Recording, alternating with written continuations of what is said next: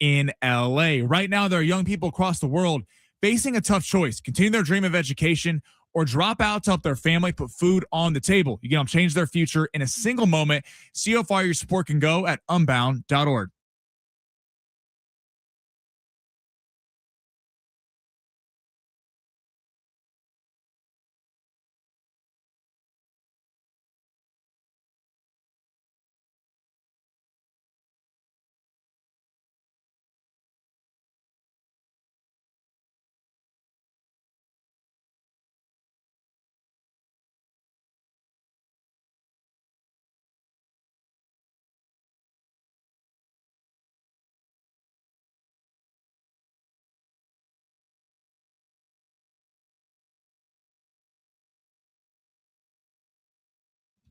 All right, San Diego and Southern California, what's going on? Hour one, Schaefer and Sliwa on what could turn out to be a pretty significant day in San Diego sports history.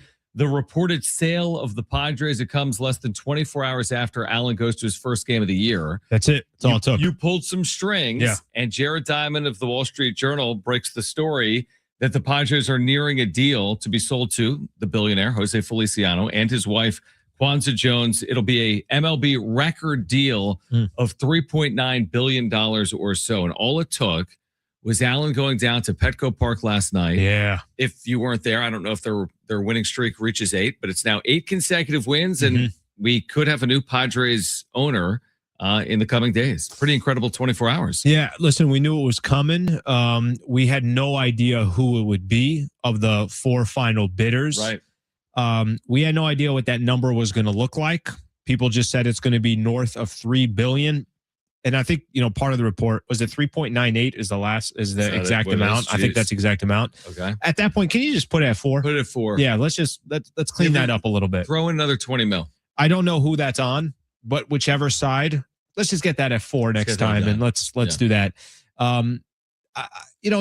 It's weird to trying to figure out how to think about this, because I do think it's one of the more critical times in San Diego sports history, because you either have somebody coming in, him and his wife, who obviously purchased the team. You have somebody coming in that can do something that has never been done in the city of San Diego and really pull the rope towards that, which is winning a championship. Or you can have the alternative, which is just an owner that maybe isn't all that competitive and is trying to just make an investment and clean up some of the books over the years. We don't know. I just know that the sale of this franchise to this individual owner is a very important moment. It's going to take us some time to find out whether this was the best thing for the Padres or not. And I'm not here to be negative about it at all. Obviously, I'm excited that it's happening, but it's such a monstrous moment for the city of San Diego. And by the way, our phone lines today are open. If you want to react to this, there will be a new owner of the San Diego Padres, José E. Feliciano, and his wife. 877-767-4760. Did John Seidler make the right decision? What are the expectations with this new group? 877-767-4760. You can hit us up on the talkback mic, open the app, click on the red microphone icon, or you can text us 70470. Start it with the word team. Remember, we spent a lot of time, or at least some time in the 3-week history of the show, talking about whether John Seidler almost has an obligation to sell it to the right group. He does. Well, yeah, he does, but I don't know if he did that or not, because we won't know for a while. So that's really that premise, I think, is. Yeah, I agree with you. I think the premise is right. I guess the interesting part of this is we won't know what the other 3 final bids were. So did he go to the highest bidder? Presumably the answer is yes. They went $1.5 billion more than the New York Mets with Steve Cohen. But Seidler was on the record saying, we want to pick a partner that's committed to bring a championship to the city of San Diego, right? So one part of this is I give credit to John Seidler for recognizing Peter Seidler's wishes to own a baseball team and to bring a championship are not my wishes. I will go find the right partner to do the rest of the job, so to speak. Hopefully he's been able to do that, because when it was initially announced that this team was going to be sold, I think there were a lot of questions. A lot of people said, well, I thought this team was going to be in the Seidler name for generations. But if they give this into the right hands, then I think people will be pretty happy that ultimately John Seidler and his family made this decision. I think it was never fair to want John Seidler to have the same dreams that Peter Seidler wanted. Right. And it wasn't fair. And, unfortunately, Peter Seidler did something for San Diego, and he did something for the one major, the pro team that we have in the top 4. He did something that really is very rare to San Diego. He said, F it, I'm going all in. I'm trying to win. I want to get a World Series. I want to win one for San Diego. I want to have that parade in downtown. If that wasn't John Seidler's vision, then the next vision for John Seidler is, well, just do us a favor. Your brother wanted it more than anybody has ever wanted it in San Diego, and he was willing to put his money where his mouth was.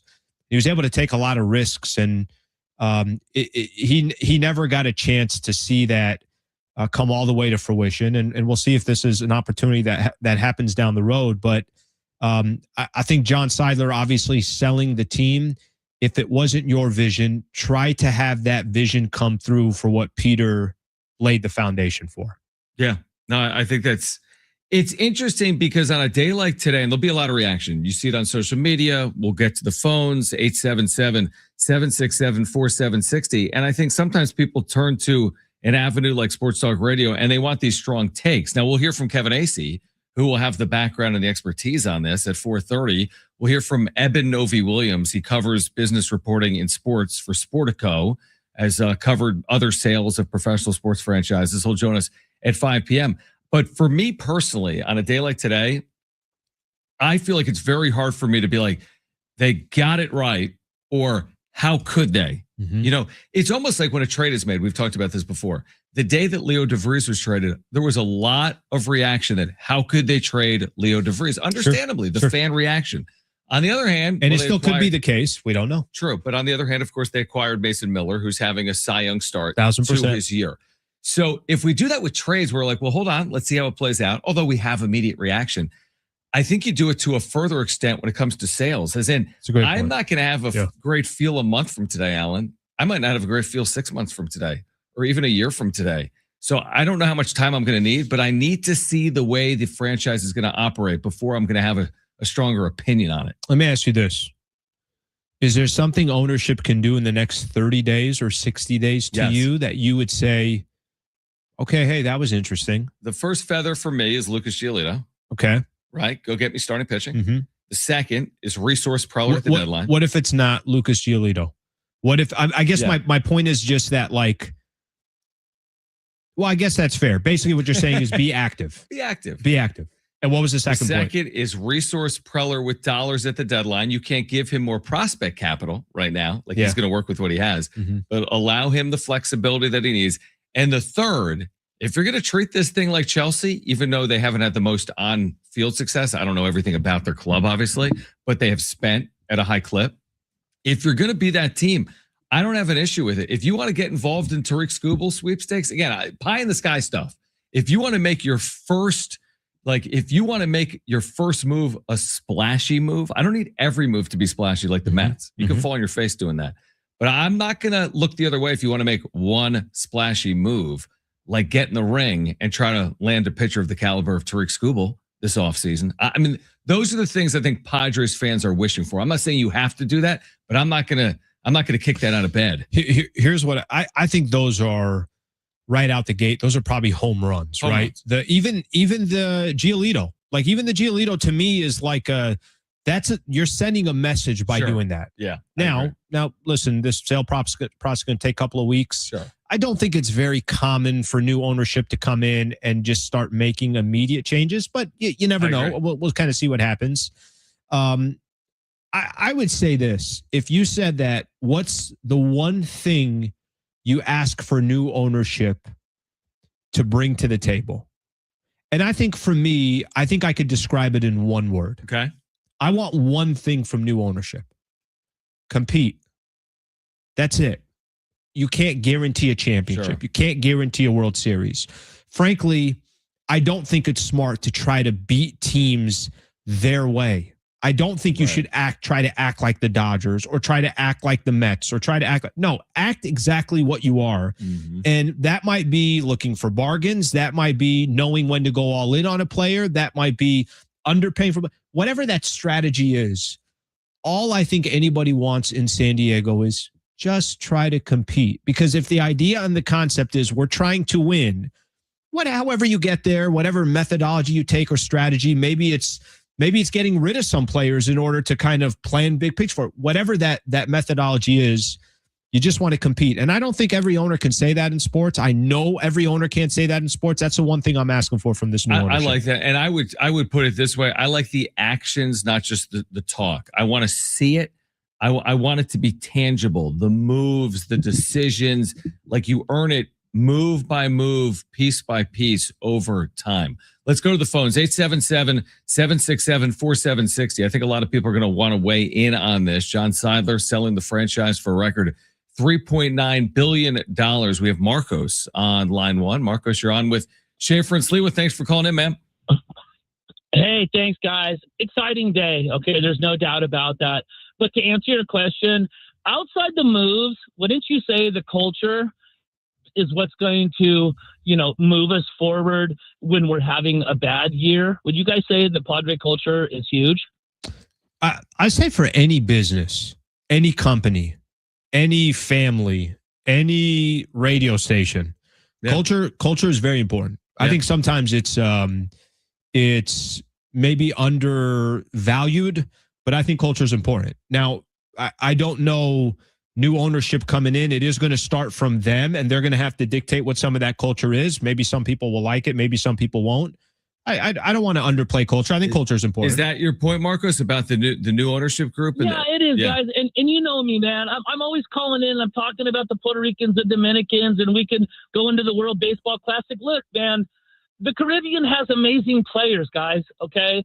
And we're next to Mexico, okay? And I know you guys don't like to get into that all the time, but it makes a difference. And if you say that Soto didn't have any kind of connection to the Dominican people of the Mets, then you're crazy. Because, of course, if anybody wanted to end their career, they would go there, okay? So all I'm saying is it's exciting. The guy, Jose, is an aerospace engineer stud, okay? Like, there's money to spend.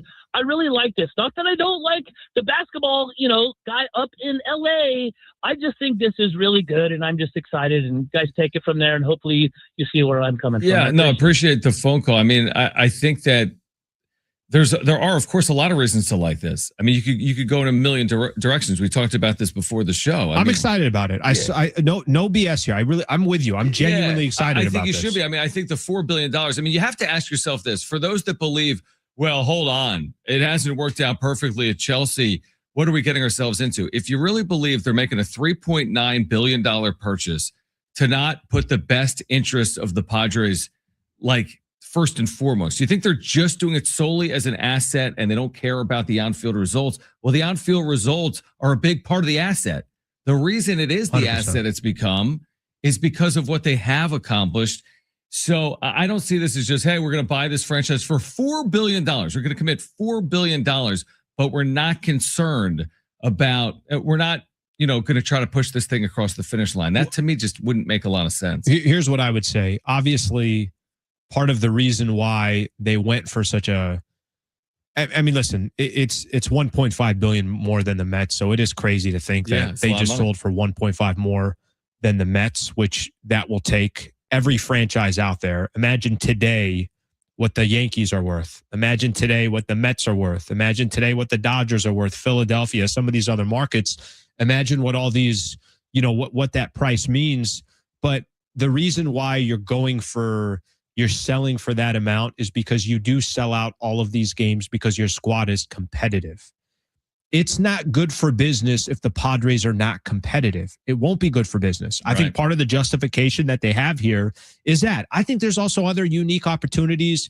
There is no real TV revenue right now for the Padres. We'll see what happens if there's a lockout or if there isn't. I'm sure they're also probably looking at this franchise and saying there could be many other revenue streams outside of what we already have.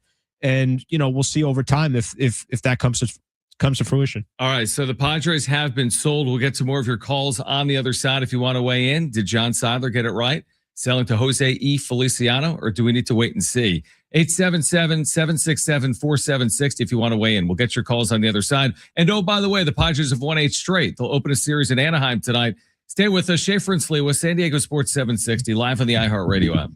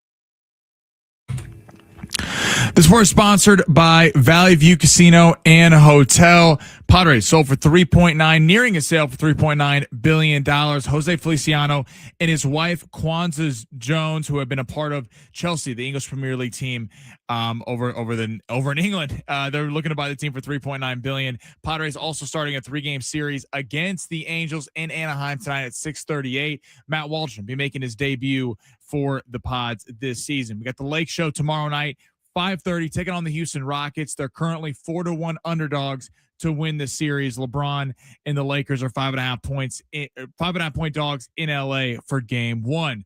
Be the 3 C's MVP this month at Valley View Casino and Hotel. On April 24th, one lucky winner will score cash, and more cash, or a spin for $100,000 during the 3 C's giveaway, only at San Diego's favorite casino.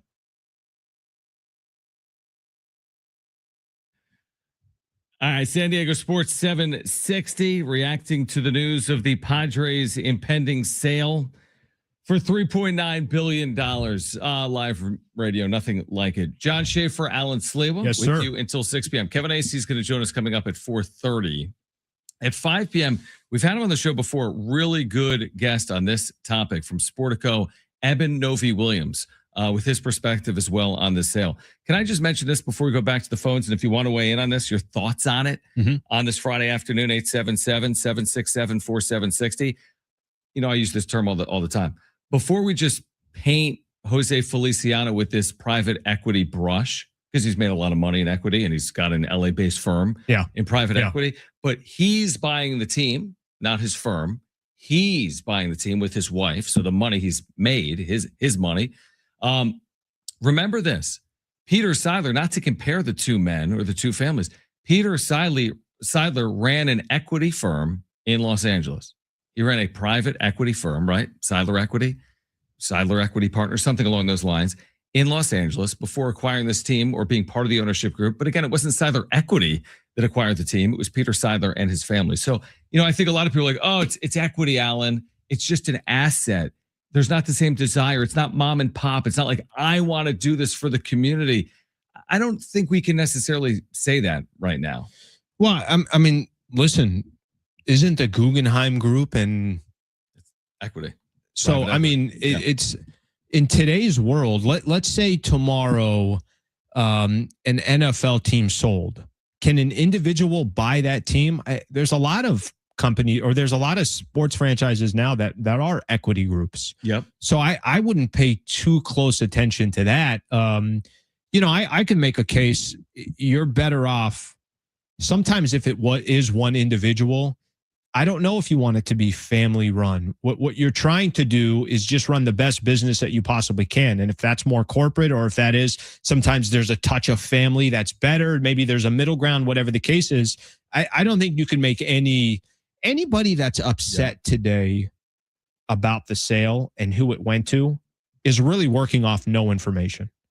Probably, and frankly, I probably can't be overly excited as well, because it's not like I'm working with a crazy amount of information. I could try to kind of grab and say, well, maybe because of this fact, I kind of like it. Maybe because of this tie-in, I kind of like it. I said it when we were talking about, it's Tom Gores, who's the Pistons and the Chargers minority owner, right? I was saying, if today we're doing a show and Tom Gores was the owner of the San Diego Padres, I'm going to be completely frank with you. I would not like it. I don't want that Charger tie in San Diego. I just don't. I mean, I want the Chargers in San Diego, but that's clearly not going to happen.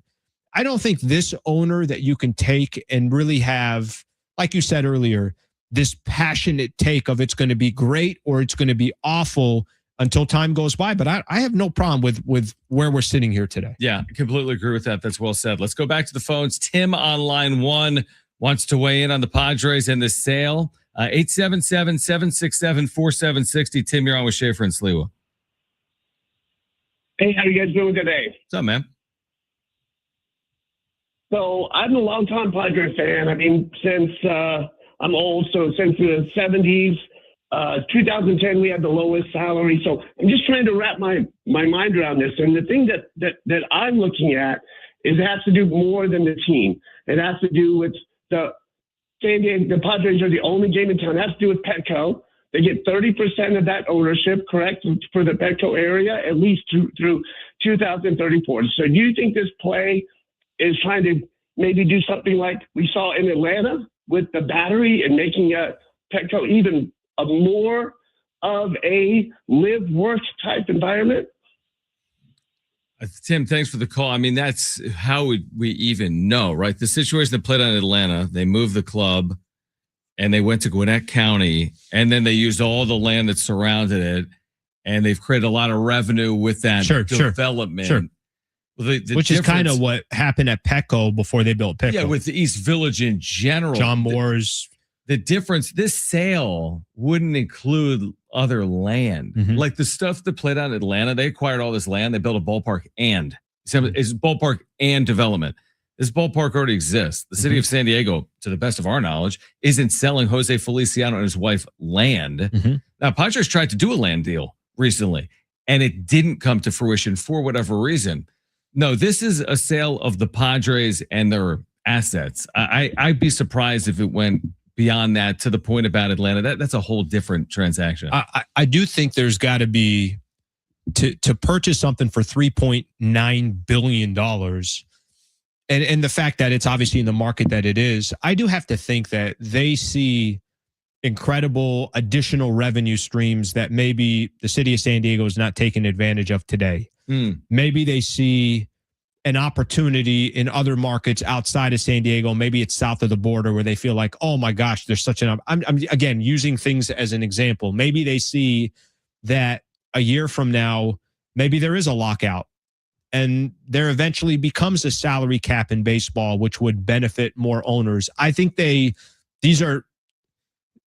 people have every resource that you could think of. If they're going to make a purchase to their portfolio for $4 billion, then there's got to be some reasons for it. And every other team in Major League Baseball right now, we do this all the time, okay? The Clippers sold to Steve Ballmer for $2 billion. And everyone was like, oh my God, I can't believe they spent $2 billion. Is that what it was? $2 billion? 162, $2 billion, whatever it was. It was somewhere around there. Do you know what the Lakers just sold for? 10 billion. So from 2015, when Steve Ballmer wrote, to 2025, there was a 5X. Now, I get it's the Lakers, no problem. Lakers, yep. But the Lakers do not own the arena. Steve Ballmer also owns the arena. Good point, yeah. Most franchises that sell, you think Steve Cohen is saying to himself, I think I made a pretty good investment with the Mets when he bought him in 2020, and he just saw that the Padres sold for $1.5 billion more. I just don't see many franchises where you're like, hey, this guy bought it for $2 billion and he sold it for $800 million. Like, it just doesn't go that way. It goes the other way. It's a great point. Jesse Rogers with us yesterday said basically the same thing. Like, I would guess the baseball owners today are celebrating this acquisition. Because you know what this does mean for the New York Yankees? You know what this does mean for the LA Dodgers and the New York Mets? It means cash. I mean, again, it only goes in one direction, by and large. Show me an example in modern American sports history of it going in any other direction. I don't have one. Than up. I don't have one. And it doesn't go up at 6 or 8% return like people that invest. No. It goes up at every year, you're talking 16, 28, 38, 48%, right? And in more simple terms, and San Diego is a great example of it, if you bought some real estate in San Diego 5 years ago, You can make a lot of money. and it's not, the point is that for most real estate, you're going to have times where it does dip, but the long-term trajectory is just like this, and that's what it's been for franchises. No doubt about it. All right, Schaefer and Sliwa taking your calls. We should react on the other side to the Padres on-field play as well. Allen was there for an 8th consecutive win. Yeah. Padres are in Anaheim tonight. You might even go tonight. Brother, I'm in a, let's talk about this coming up. Padres have won 8 straight. Can they make it 9 straight behind old friend Matt Waldron, who will be on the mound? And I have a semi-City Connect beef 2.0 after seeing them a little bit closer in person, which I kind of hate where I'm going with this, but I got to be honest. I got a little bit more. We'll do all that. Plus, take your calls 877-767-4760. And Kevin Acee, our Padres insider, joins us at 4:30 on Schaefer and Sliwa.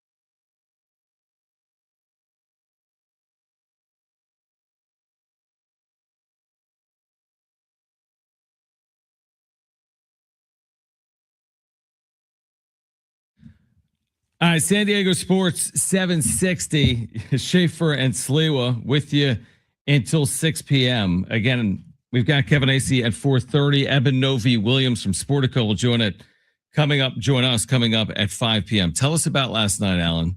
You make it down to Petco. Yeah.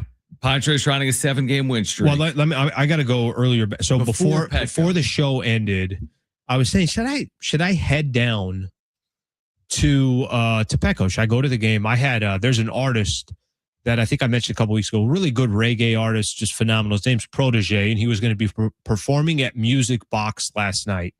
So I think that show doesn't start till like 9 or 9:30, which I'm usually in bed by 7:45. No, but that show wasn't going to start for a little bit. I'm like, wait, I got a little bit of time here. So hypothetically, if I go from here down to Petco Park, I'm probably getting in there 3-4 innings in was the idea on the concept, right? That's when I'd get in. You told me when I was in the car, you're like, hey, I think you should go end up buying a ticket. Yeah. By the time I went, I parked. I got down towards Petco. I worked my way inside. I missed all 4 runs, and now I'm watching Seattle threaten, which is a story in itself. But they go up, they're obviously up 4-0 when I get there. And it was 4-2. Just a phenomenal vibe. The tickets were great. I had a couple of people. I had one dude to my left that's from Chula Vista, a huge Padre fan. I had some random guy to my right that's from Philadelphia, and spent probably 50% of our conversation about Suarez's pitch to Bryce Harper a couple years ago and how devastating that was. But just the vibe was phenomenal. And then all of a sudden you see it's Mason Miller time. That experience in itself, you and I have watched it on TV. I have not got to see Mason Miller like that with his open come out, the corn music and everything else going on. Phenomenal. Really, really cool experience, and glad I went to the game. Yeah, I mean, it is to be down there to cap off this homestand. They've won 8 straight. I mean, it was honestly, for you last night, it worked perfectly. The 5:40 start. I know our show didn't end until 6, but you're able to get down there. Yeah, what more could you ask? It's so funny because we've talked so much time. We've obsessed over the sale, right? We've talked so much about it. And we've also talked a lot about this start. I mean, let's talk about this team for a moment. They won't be denied. I mean, I get it. It's only the middle of April, but 8 consecutive wins. What are they, 11-1 in their last 12? Is that right? Yeah, 11-1. I mean, dude, you can go a couple of years without going 11-1 over a 12-game stretch. Yeah. Now they're going to Anaheim. This is not an easy matchup, by the way. The pitcher they're facing tonight is like this .3 ERA. He's been elite, one of the best starters in baseball. And you're throwing Matt Waldron. But I say, why not? I mean, they're just finding ways to win. And Craig Stammen, to his credit, we haven't gotten into the lineup as of yet. He's just going about his business the same way. Like Ramon Laureano today, who's been a very good piece of this team, obviously, to start the year. He's getting the day off. You're like, well, hold on. Why is Laureano out? Because they're playing the long game. They're not worried about extending an 8-game winning streak to 9. We all want to see it. But we'd rather see them also win in September and October. So what Stammen's doing is working. The team's playing great. And we'll see if it continues tonight or not. Yeah, they have. It's kind of funny that obviously the only way the Padres 8-game winning streak, playing this good of baseball, only way it becomes a backstory is if you just had a new owner that just bought the team for $3.9 billion instead of record, for a record in Major League Baseball. But I'm surprised by the start. That's the only thing I could tell you. I could tell you that I don't know what you were expecting. But for them to be sitting where they're sitting at right now, second best record in baseball, obviously we'll see how much of a hurt the Nick Pivetta news is going to be. All right, so I want to hear about the City Connect 2.0 jerseys, because the other day, I know you were telling us how you're gonna buy. You got to pick your player. 7 jerseys. I'm going to get everybody's. I'm going to get all the bullpen guys. Everybody. Right. Exactly. Yeah. So you were like, "Who am I going to buy?" I love the City Connects. And now you're saying, "Well, I don't know if I love it as much as I thought I did." I don't know if you guys know this, but sometimes the internet, which you're a big fan of, you said that last week that you're a big internet guy. Love the internet. Sometimes on the internet, photos might look a little bit better than in real life. Are you saying that there's been doctored images online? Could be. Let's say, no. Actually, that's not even what I mean. Like, think of social media. Let's just say if I put out, if somebody puts out a photo, it's probably the best version of themselves that goes out of social media. No one posts them on their worst day. Yeah, exactly. Yeah, exactly. I thought the jerseys were okay. Where I really liked them when we were talking about them about a week ago, seeing them in person, I was like, all right, it was like a step down. I still like them. Yeah. I just don't think I was as excited as I was a week ago. You know, it's funny you say that, and I haven't seen them in person, but from the time that I initially saw them leak to what I've seen now on field and then on social media, and I'm like, they've kind of grown on me a little bit. Again, the first one, we've gone opposite directions. Isn't that funny? I think I've gone a layer down, and you've gone a layer up. What do you, Sammy? What do you think of these things? I think it's weird, and I don't know if this started when the NFL did their color rush for Thursday Night Football, and it's kind of devolved since then. I think it's funny how we have teams that then basically go with an entirely different color outlook. Like Fletch brought this up. They look like the Astros. Like it's odd. Right. It's odd to me how they go with a different jersey look. In my head now. Like it's just, it doesn't seem like the Padres to me. And I always thought the Padres have one of the iconic hats. They just have great jerseys. But isn't that the idea of like the City Connect is to be so much different than what your current, like you're probably trying to pay some type of respect to your own jersey and lettering and stuff like that. But I think part of the reason why these City Connects do so well is because they are so unique from what you're typically putting out there. Here's the thing. When I was younger specifically, I loved like variations of uniforms. Back in the day, now Sammy's young, obviously, but like even like 20 years ago, you wouldn't get this. Like, you know, they're introducing Color Rush, and then more recently they're introducing City Connect. Back in the day, you'd get like a Sunday hat in baseball and be like, that's really cool. They just introduced a new hat. Or one alternate jersey that they would work in. Now there's so much of it. Or the NBA. Yeah. I'll turn on an NBA game. Like, tell me if you guys feel the same way. I'm like, who is playing? The uniforms they're wearing are not the uniforms. Like, the Memphis Buzz Grizzlies City. have some uniforms that look like Minnesota. Yeah, I'm like, Buzz City. Are you Charlotte or are you New Orleans? 1,000%. Who are you? And why are you wearing black but your colors are green? 1,000%. So it's almost like. So what's the saying? Like they jumped the shark. I used to really be into it. There were blog sites. ESPN used to write about different college football uniforms or helmet changes. Now it's like too much. I've reverted back to just show me something that's good. I just want one good thing as opposed to like 100 crazy things. Well, but here's what I would say. The Padres' first City Connect was so crazy that I think the second is better because it's not as crazy to me. I'm with you on that in the sense of, I always like what the NFL did with Color Rush because the Chargers went with the powder blues. The Chiefs just took their red, but they went all reds. Even though the Bumblebees for Pittsburgh were kind of crazy, it looked like the Pittsburgh Steelers. Like if you saw that jersey, you recognize the team. To your point, I think you see teams in the NBA and Major League Baseball. If you didn't have the San Diego on the front of the City Connect jersey, you wouldn't know. I wouldn't guess that was the Padres jersey.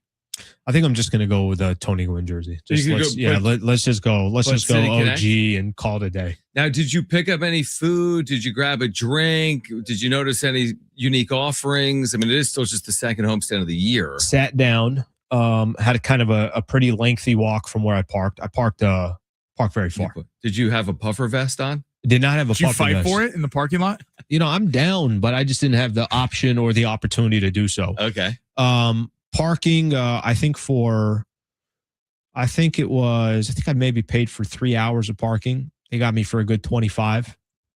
Yeah. It was about that. We were down there the other day and it was similar. That was over 40. Yeah, you're right. Where do you guys, over 40. I'm curious, where do you guys fall on eating at the ballpark and drinking? All right, because I have friends who it is a pregame at a bar beforehand and they don't do it. I want to have a beer at a ballpark. Like that's just me. Yeah, I think you have to have. I'm at least a beer and peanuts, but I'm gonna eventually get something as well. Beer and peanuts at a baseball game has to be done while you're watching the game. Here's the thing. I mean, the shells. Where do you throw them? Shells everywhere. Everybody's stepping all over the place. Specifically, it's such a good atmosphere, experience, ambiance. I'm all for. Here's the thing. I don't have a problem with like ballpark pricing. I get it.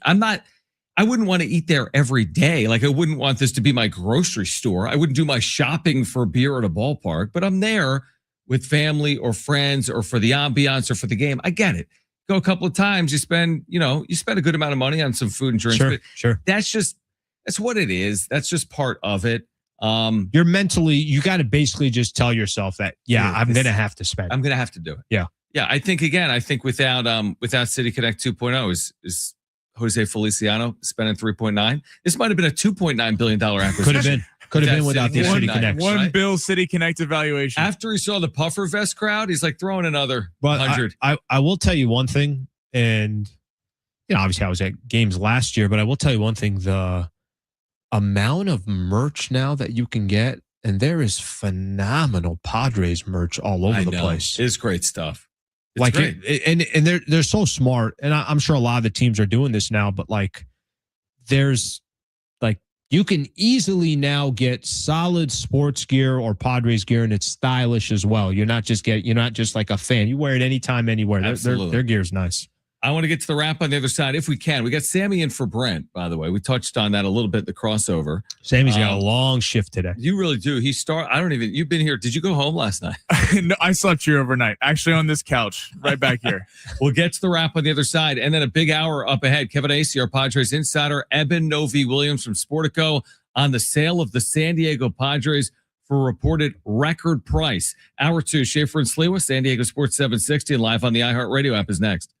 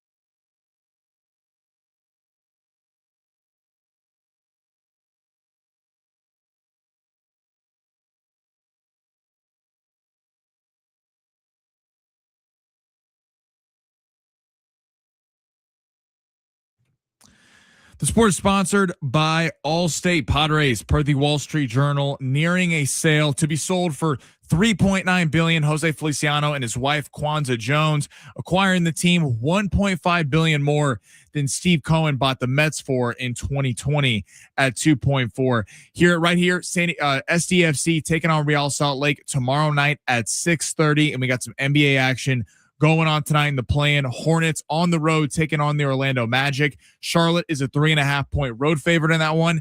In the night game at 7:00, Phoenix is a 2.5-point favorite over the Warriors at home. Dylan Brooks said he was waiting on Golden State. Wish you could save on home insurance. With Allstate, you could easily save and get quality protection. Yep, it's a win-win. So what are you waiting for? Check Allstate first for a quote today. You're in good hands with Allstate.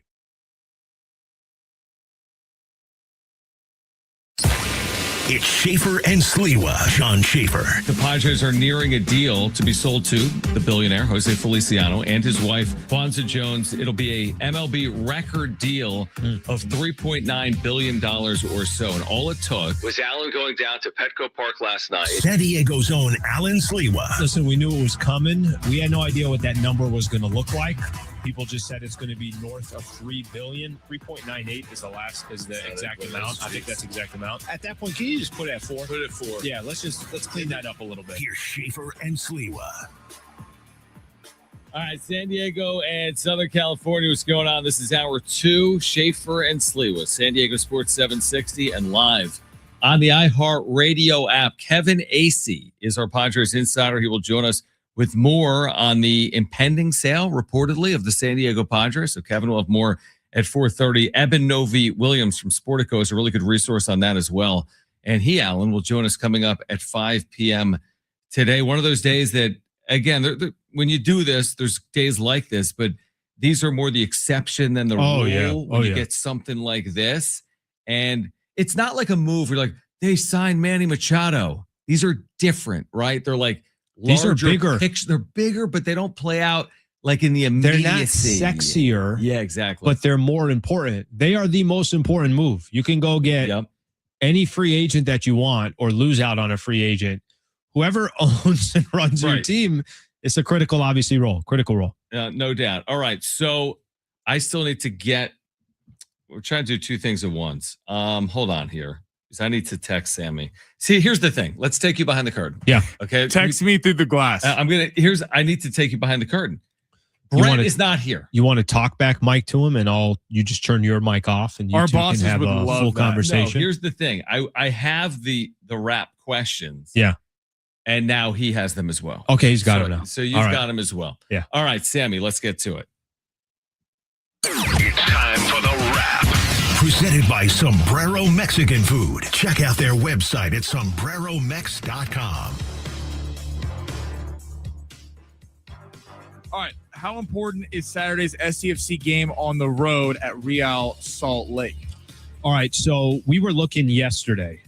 Are they 8th in the West now? 8th in the standings? 8th in the West. Yep.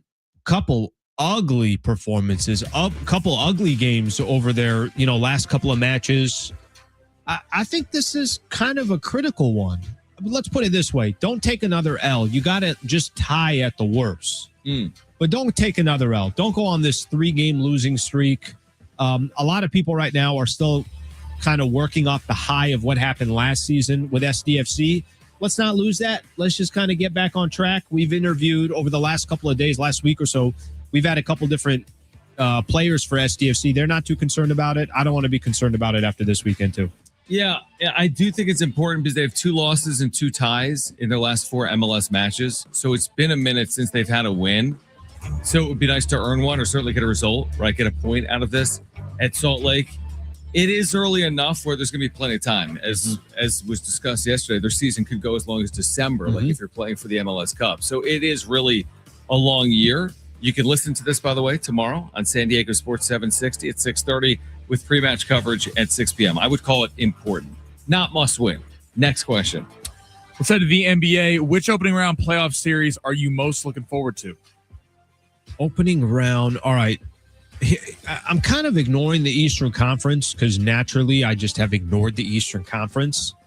I'm trying to think here if there's a matchup there that's better than I like the Denver-Minnesota series, even though I think Denver's going to win that series. But I do like the Denver-Minnesota series. Just going to take a quick look in the Eastern Conference. Knicks, Hawks. No, I'm going to go Denver-Minnesota. That's a matchup I'm looking most forward to.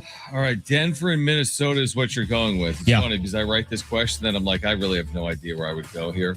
I want Sammy's answer on this one, too. I do want Sammy's answer, but here's where I'm going to go. I mean, I kind of want to steal yours because I can't say, you know what? No, I'll say Rockets, Lakers. I'll say Rockets, Lakers because here's why it's intriguing.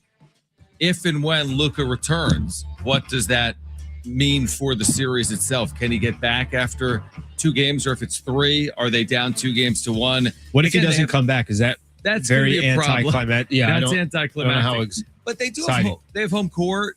Yeah. Are they really going to get swept away? Maybe they will, but just because maybe Luka returns, that's why I'm curious. So you mentioned the Knicks and the Hawks. I think that's a fun series because the Knicks have so much pressure in that Halliburton hurt for the year. People thought Tatum was out for the year. He came back, and yet the Knicks still aren't really talked win now about. Mode. Win now. I also think that Cavs and Raptors series, people are not talking about it enough. The Raptors are 3-0 against the Cavs this year. Wow. Now, that came before James Harden, but we keep talking about James Harden like he's some excellent playoff performer. He's a guy who averaged 13 points per game in his last 3 Game 7s. I think Brandon Ingram and Scotty Barnes are live dogs for the Toronto Raptors. By the way, that's a deep cut there. You know what most people are not going to do? They're not going to pick Cavs Raptors unless you freaking know your NBA. You know your NBA. Man knows his NBA. How come nobody picks Suns/Warriors against the Thunder? Dylan Brooks chirping tonight. I know. What's that about? What do you do? He said when this is the team we wanted. Yeah, we wanted the Warriors instead. Oh, interesting. I don't think that's smart. I don't think you can really talk trash for playing. Another good point. That's a fantastic good point. Like, is somebody walking into a preseason game saying, I'm so glad we circled this on our preseason schedule. Are you sure? I mean, is there a reason to do that? Are you poking the bear of a 4-time champion like Steph in a 1-and-done game? Every time Dylan Brooks has done that against LeBron and the Lakers, it backfired. But I will tell you, that makes me want to watch this game more. So I'm a fan of Dylan Brooks doing some of that stuff. When are these games, by the way, tonight? 4:30, the Hornets and Magic game, and 7 o'clock. 7 o'clock. Cool. Next question. All right. Did John Seiler pick the best ownership group? All the options. There's no way to tell, but I'm gonna continue to emphasize this. And maybe this is not. I shouldn't tie the two together, but I did not want a 25%, 27% Chargers owner coming in here. I was already thinking in my head, I'm like, what if this guy came in, he owns, a quarter of the Chargers and he wants to do some cross promotions and all that. It's like, no, not happening. I think they got the right guy. We'll see what happens, but I'll take my chances with who they got. Yeah, this is the type of question. It's like, you have to be old to know this ad. How many licks does it take to get to the Tootsie Roll center of a Tootsie Pop? And then it was like the world may never I was know. never able to memorize that. That exactly. Yeah, that was impressive. Yeah, it was pretty good, right? I've heard it before. They played that ad as recently as 2009. They would bring that thing back. But that 2009 is okay. It's been a while. 17 years ago. Anyway, it's a long way of me saying, how could we possibly know? Even if they win with this group, that doesn't mean another group wouldn't have won at a higher level than whatever they're about to do with this group. 1,000%. And if they don't win, it doesn't mean the other ones wouldn't have had similar results. So I will reserve judgment. I'm hopeful and optimistic. I think there's reasons to be at least optimistic. I agree with you. Certainly, I agree if with you're a Padres fan. So I'll reserve judgment, but I'm optimistic. Last question. By the way, I think they do still run that commercial with the owl on the tree. Man, they probably do it just around Halloween. That's it. Right. Yeah. They have saved so much money in ad production because they're just run that 1969 one back. It's like the M&Ms with the Santa. Brother, they walk in, they fall. A good one. How about In-N-Out? The same freaking ad read or the ad that there's just. You talking about Corona with the. No, I'm saying In-N-Out? I'm saying In-N-Out has the same In-N-Out. That's what a hamburger's. That's their ad. Yeah. That's it. You're done. Yes, There's no I got you. marketing. Now I know exactly They're doing that. I like that. Last one. Can the Clippers make a deep playoff run if Kawhi stays with LA? No. He's like, what do you mean by deep playoff run? Yeah, for a second there, I thought the question was like for right now, but I get what you mean. I don't think they'll make a deep run this year. Well, is this because Lawrence Frank said something about they're still going to try to build around Kawhi? He said the goal remains to win with Kawhi. I mean, you say that on the record the day the offseason starts. I mean, that's not on the record. Yeah, it's true. Right? Like you said that the day after the season. So why would you say that? How about yesterday when we were reading and found out that the Thunder got another pick from the 2019 draft based off of this Clippers trade? Right. Unbelievable. I'm with you in terms of, I mean, he's turning 35 in June. Yep. So just at the start of this offseason, which means if they did make a deep playoff run next year, he'd be 36 with a deep playoff run. It's hard to envision, but I do wonder what Kawhi's motivations are. If everything plays out all right in the offseason regarding the stuff that's playing out off court, I think this is just my speculation. Don't you guys feel similarly? I think he wants to be in Los Angeles. I really believe that. I don't know if he just has to get to the right spot. Like if Cleveland's the right spot, does he really need to get to Cleveland to be in the right spot? Or would he prefer to spend another year in LA? To me, it sounds more like a guy that cares more about the location of where he is. So. Remember when he left Toronto, it came down to Toronto, Lakers, and Clippers. He ends up the Clippers. He used the Lakers for leverage to try to get, obviously Paul George in that deal. And he just used Toronto as in like, I want a championship over here. Well, so Toronto will never be upset about that. I thought the whole point of trading James Harden and Norman Powell and getting rid of your veteran contracts was getting younger. Ben Mathurin and Darius Garland. And yet you're going to build around the guy that had 2 points in the fourth quarter of a do-or-die game. And those 2 points came when they were down 8 with a minute to go. Are you ripping Kawhi right now? Yes. No, Kawhi was good. It's hard to be so super. I don't think Kawhi was good. Yes. Well, maybe not in that game specifically. But he had a really good season. I thought Draymond Green was really, really good in some big moments defensively. He was. Draymond Green was phenomenal. He played phenomenal basketball. I'll say this. I'd rather have the asset than not. So. Right. But would you rather build your franchise around it or get draft picks and go right young? now? What can I get for Kawhi? Here's what I would rather do. I'd rather bring Kawhi back for, let's say, one more year or half of next season. I mean, I don't think it's going to, I don't know how much leverage it'll have in this. And then I'll try to shop Kawhi and start my rebuild. What if I shop Kawhi right now? What am I getting? If everything off court is fine. The Warriors wanted him. The Warriors were trying at the trade deadline. What's the value? I think you could get a couple for a team that needs to win. Got to match salary. And then some draft picks, get some high, probably a couple high first rounders. Like, if the Warriors had still had Kuminga, which they don't, they shipped him to the Hawks. If I was the Clippers, I would have taken Kuminga, Podziemski, and picks and let Kawhi and Curry try to do a final run at the end of their career, knowing that the picks will be high in a couple of years because the Warriors probably aren't going to be very good. I think Kawhi's valuable on a team that is one piece away, but I don't think a team that's looking to start from scratch is looking at Kawhi Leonard. All right. That's the wrap on this Friday afternoon. Good stuff. Kevin Acee, great stuff. Kevin Acee is joining us in 15 minutes with more on the impending sale of the San Diego Padres, plus Eben Novy-Williams from Sportico with his perspective on this record-breaking baseball sale playing out in San Diego. Everything you need to know about the first round of the NBA playoffs as well is still ahead. We're here until 6 p.m. on Schaefer and Sliwa, San Diego Sports 760, and live on the iHeartRadio app.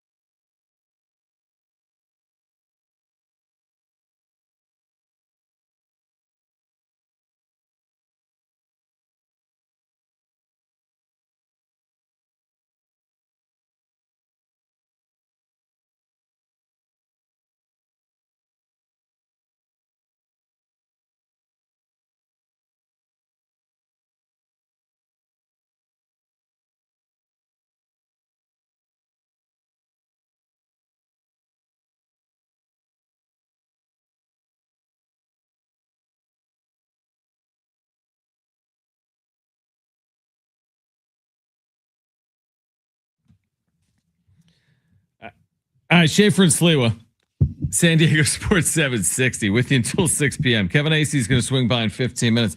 Sammy, we're trying to do the math on this. So Allen's considering going tonight. Big A, game 1. Padres have won 8 straight. I'm driving. I'm driving to LA tonight. Going north. I'm literally passing the stadium. What do you want me to do here? But first pitch is 6:38. Let's say he gets out of here. He races out of here. You're on the road at 6, right? Yeah, on the road at 6. And you're telling me in probably a best case, maybe you're a minute or two behind traffic, but you're probably 90 minutes to get there. $1.50 is probably best case. $1.50. The problem is, are you going to get logjam at Temecula? If you can make it to Temecula, you're going to be fine. If you get Temecula, stuck at Temecula, I don't think it's going to have me going through there. Oh, you're going coast route. I think coast route. I think it's got me going coast. I think at this time on Friday, I would not go through Temecula because that's going to be a logjam. Now, I know you have to run. You're driving. Everyone's saying you can't do it in the chat. Like everyone's like, that's an awful idea. If you had hopped on the Amtrak, listen. From Solana Beach, you drop right at the station. You'd be right there. Amtrak's an interesting one. Here's the issue. First off, I don't like the negativity on the chat right out the gate. Okay? Everyone's like, Alan, I don't want to hear that. But they don't want you wasting your money because you're going to drive there and you're going to park there and you're going to buy tickets. I'm going to be honest with you. It's kind of worth it. You want to miss Matt Waldron's start. I want to go see 4 or 5 innings at Angel Stadium with the Padres versus the Angels. I'm driving right by the freaking stadium. How do I not go? Our buddy Jeff Loriano is going to be like, Slee, what's going on here? Well, Jeff, who called in earlier, right? Yeah. In the chat says, Alan, go Saturday or Sunday. I can't go. Tomorrow, Laker game, playoff game on there. Alan's going to the Laker game tomorrow. Okay. You're going to the game? I'm going to the game. Sunday, I don't know if I'm going. I don't think I can. That's the only problem. Alan, I got a question for you. Something, and I'm like, in John too. Yeah. I think this depends on if you're going tonight. Are you someone? Because I'll admit I'm a snob. Are you someone who's like, I just want to be in the ballpark? I don't care if I pay $20 for a seat. Or are you someone that's like, I need to sit in the lower bowl? Let me tell you something a little bit about my Middle Eastern background. Maybe I grew up a little cheap. You know, so you don't need to sit first row tonight. Well, what I'm saying is that like, I get something on a discount. It's very appealing. I might not even like it, but it was on sale. And I'm like, hey, I think I like this thing. You know how much tonight is, by the way? I'm at SeatGeek. It ain't much. No, it's $20. Okay. But that's just to get in.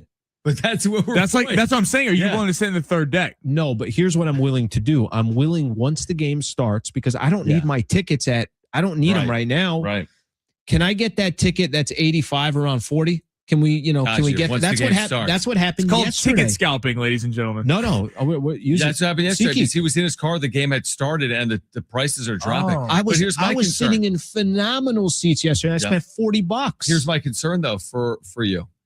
If you get there so late where it's like now like the 5th inning, are they even still, can you even get in? Like when you're going to the secondary sites? I really don't like a lot of the negativity between everybody here. So this actually led to a real argument in the friend group. I went to an LA Kings game one time. Okay. Yeah. And my friend and I bought legit seats down low, spent like 120, big Kings fan, wanted to go to the game. A couple other friends bought tickets up top for 30, looked on SeatGeek at what seats were available after the first intermission, and then just went and sat in those 2 seats snuck by the security guard, and they were basically living there free for a price. So that's always an option. That's the sneaky option to just go buy up top. It's a baseball game. There's gonna be a gazillion seats open. Did I tell the story about the Rockies game I went to? Where it was like wide open, the section was wide open, and the guy wouldn't let me sit there. You told me that. What? I've never seen anything like it. I bought a Rockies. I was in Denver. It was actually when the Lakers were taking on the Nuggets in a playoff game, and it was a day game. And I'm like, I'm going to go catch. I've never been to Rocky State. Gorgeous ballpark. What is it called? I don't even know what it's called. Coors Field. Oh, yeah, that's right. Coors Field. So I go. I literally paid $5 to get in. And I'm like, Great. You're paying $5. You can sit wherever you want. I mean, who's going to come tell you, no, there's nobody here. Were you in the outfield rock pile? I was over center field. No. Okay. No, I was I was down the third baseline. Okay. Almost kind of close to the foul pole. And I start walking up thinking I'm all good. Usher comes up, where's your seats? I'm like, There is They nobody probably sitting. wanted some action. They wanted to throw someone out because there's no one that goes to Rocky They games. should be bringing you flowers. Like, thank you for attending this evening, sir. Like, here's equity in the team. It's like, do I slip this guy 3 singles? Like, hey, what do you think now? one. He's like, go sit over there. Is it perfectly acceptable to ask? I was having a debate with someone about this, where if someone invites you to a ball game, whatever it is, to ask where the tickets are. Because I'll do that. I'll be like, you know what? Because it determines whether I want to go or not. If you're like, I want to go to a Padre game, that's great. So somebody's giving you tickets? Yeah, and they say, Sammy, like, want to go to a Padre game? Go, great. Where are the seats? Are you paying a dime? No, but I'm going. You can't ask. I think if I'm not paying for the tickets and somebody's offering me, I have to make a decision then. Do I want to go and hang out with this person? I'm not comfortable saying, hey, I'm interested in going, but did your cheap ass get good tickets or not? And then tell that person, no, I'm not going. I would agree with that. I don't think I could do it. I just sent you some audio of Manny Machado in the clubhouse at the Big A. Speaking of the Big A, where Alan may be tonight or maybe not. I'm there. This is courtesy of Marty Caswell. We'll get in a minute. I'll let Sam, I don't know. It's going to take a second to pull up, but Marty Caswell in the clubhouse asking Manny Machado on the report that Jose Feliciano has bought the Padres and what it means to have another Latino baseball owner. Here is Machado. Manny, I think Artie Moreno is the one Latino owner in Major League Baseball. What does it mean to have a second one? That's huge. That is, wow. That's unbelievable. You know, having another Latin come and be a part owner, be a part of that.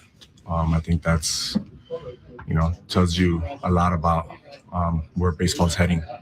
And, you know, blessed to have another Latin owner that could come here and bring that Latin culture to obviously San Diego, who already is a big part of the Latin community. You know, I know he's going to bring a lot of great things to the organization and to the city itself and his wife as well. So, you know, I think, you know, they're going to be very great for, you know, the city of San Diego. Wow, that really great commentary there from Manny Machado on what that would mean. You know, I don't know. Maybe it's public. Maybe it's not. I don't know what his stake is in SDFC. Oh, I got you. Machado's, I don't know either. I don't think it's public. But I think Manny can give also some different perspective because he does have stake in another professional team. I mean, by the way, unbelievable for Manny. And he's done a great job of trying to promote SDFC in the process and show him to the playoff games and all that stuff. I love how much he loves how big of a deal that is to him. Maybe I can't relate to it, but just specifically, Manny is saying, no, this is a great representation for the Latin community. I love it. And, you know, you and I were even talking about it off air. The show, yeah. We were saying, I'm like, hey, I like this for many reasons. And obviously we know San Diego and really just Southern California, it is a big part of our culture. And it is, you know, any way that you can get somebody that might understand it and decide I can be more a part of whatever from a community perspective. I think it's great. I love that Manny loves it. Yeah, I do as well. And again, the background on Jose Feliciano, I believe, is Puerto Rican born. Yeah. We know about our proximity just in general to the Mexican border. Sure. We understand look at the City Connect uniforms, obviously the ties they're trying to make. A lot of Mexican influence. Sure. Community. Shoot, the Padres in less than a week, or maybe it's more than a week and a day are in Mexico City, for example, taking on the Arizona Diamondbacks, that Mexico City series. You should go to that. I was just going to say, do Start I go driving. Petco, Angel Stadium, Mexico City? My wife and I went 3 years ago. Mexico City. Padres Giants. Spectacular experience. Should we do our shows next week from there? What are any of them on the weekend? Okay, no, Saturday, it's good. Sunday. We'll take the weekend. This ballpark is unbelievable because you hit the ball. I'll tell you where Tatis will homer. It's in Mexico City. Hopefully. Kevin Ace, your Padres insider on the sale of the Padres, will join us live next on San Diego Sports 760.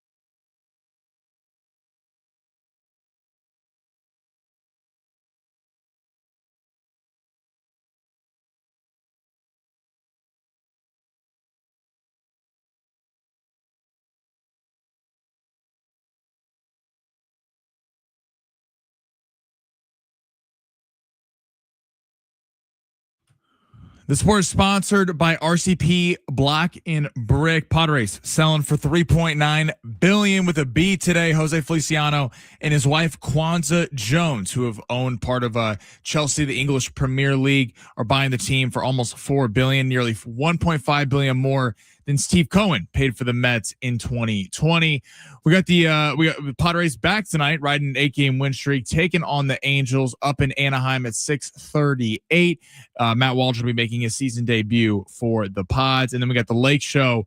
Game 1 against the Houston Rockets in the series. Lakers are 4-1 dogs to win without Luka and without Reeves. That game will be at 5:30 tomorrow, live from Crypto in Los Angeles. For a backyard that stands out, RCP Block and Brick has the new large profile Monarch pavers. They're bold, modern, and made to last. From walkways, patios to pool decks, Monarch large profile pavers will transform your outdoor space. Monarch pavers, now at rcpblock.com.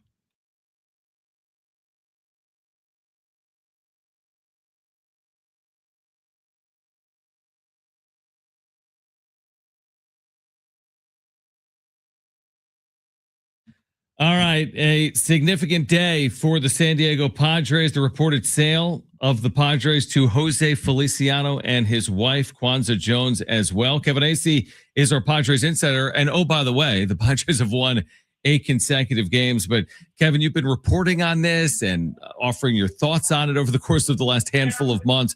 What is your initial reaction as this plays out, whether it's the price tag or the ownership group that will be taking over the Padres organization?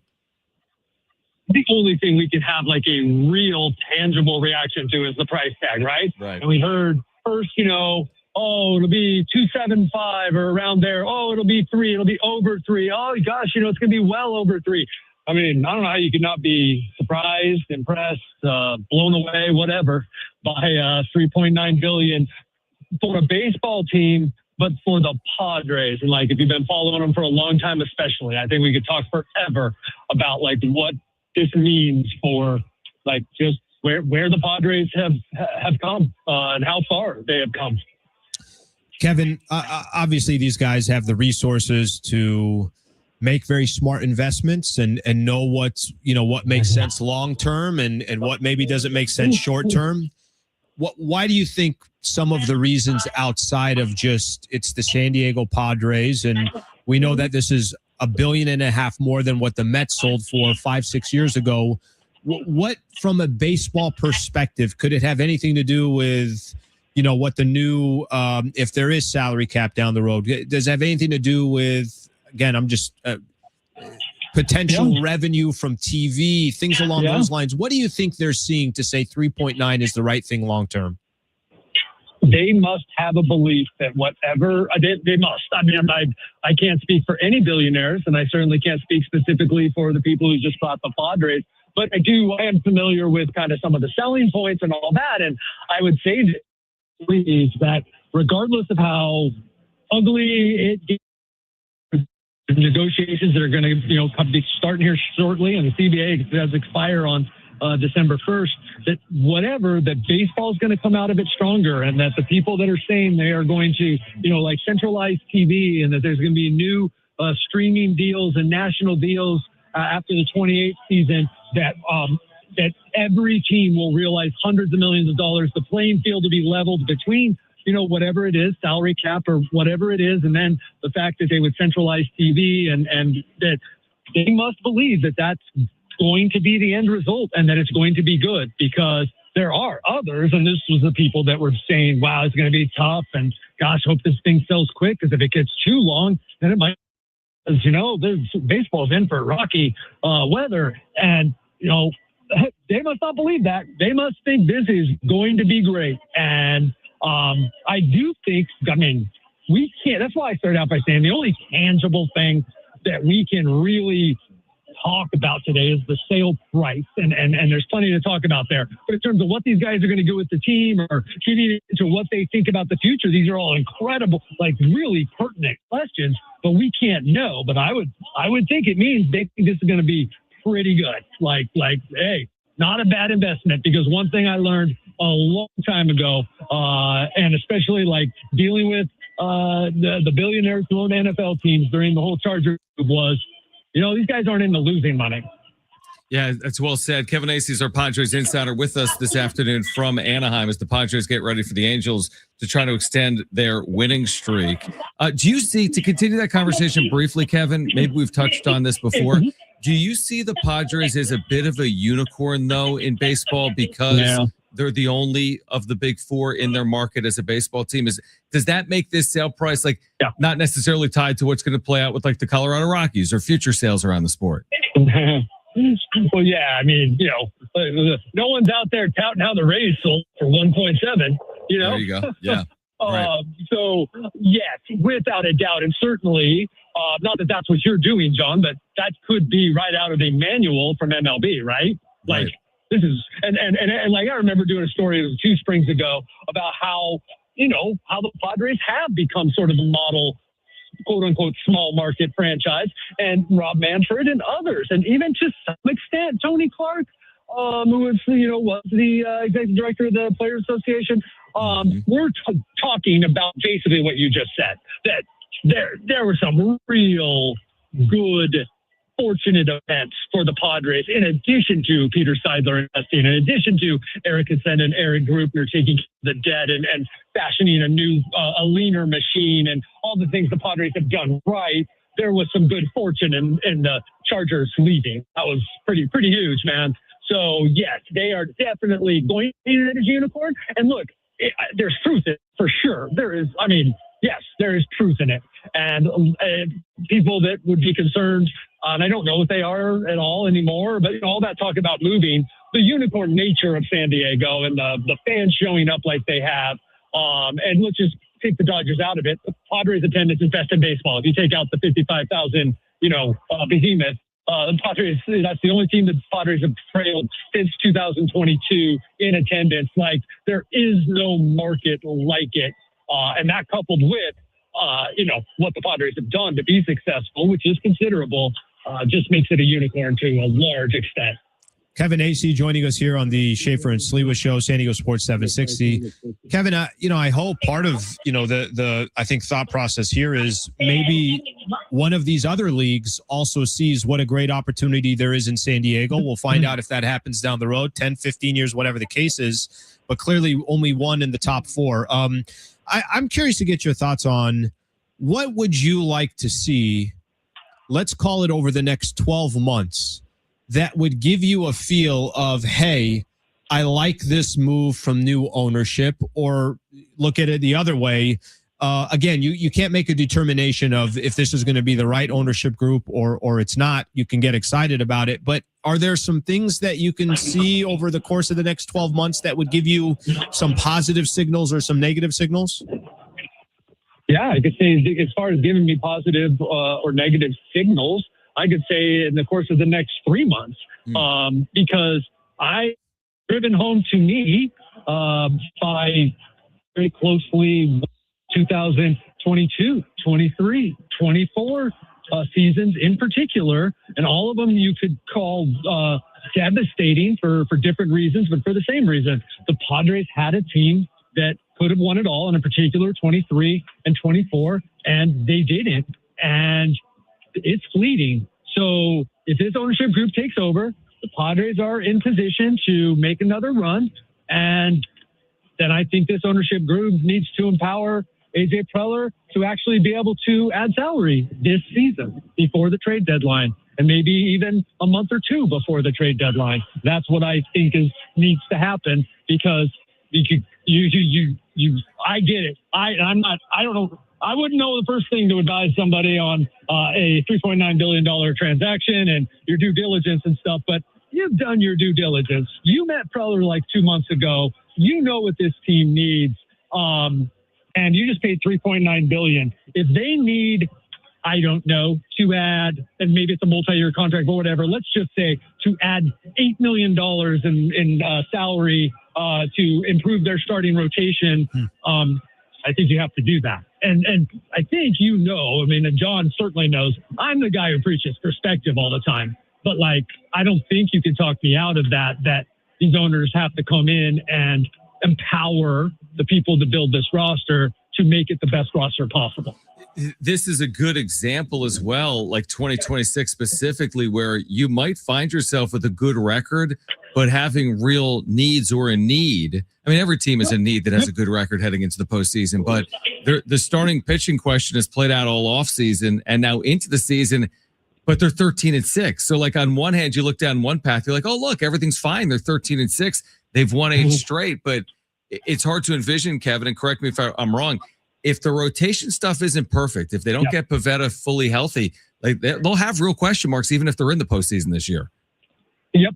And the last 2 seasons, you can make real arguments they don't make the postseason in 24 or 25 without what they did at the trade deadline. Right. And we know what happened in 24, that, the Dodgers even believed that the World Series was won in the division series.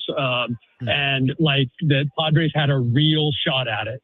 And so that could very well be the case again this year, that like they're in the hunt, they're in the 4th spot, the 6th spot, the whatever, right? And that they still though have another 2 months to go in the season, and then they need to set themselves up for the postseason, and they need to make moves. And so, hey, you talk to the players today, and they're pretty stoked. They're blown away like everyone else.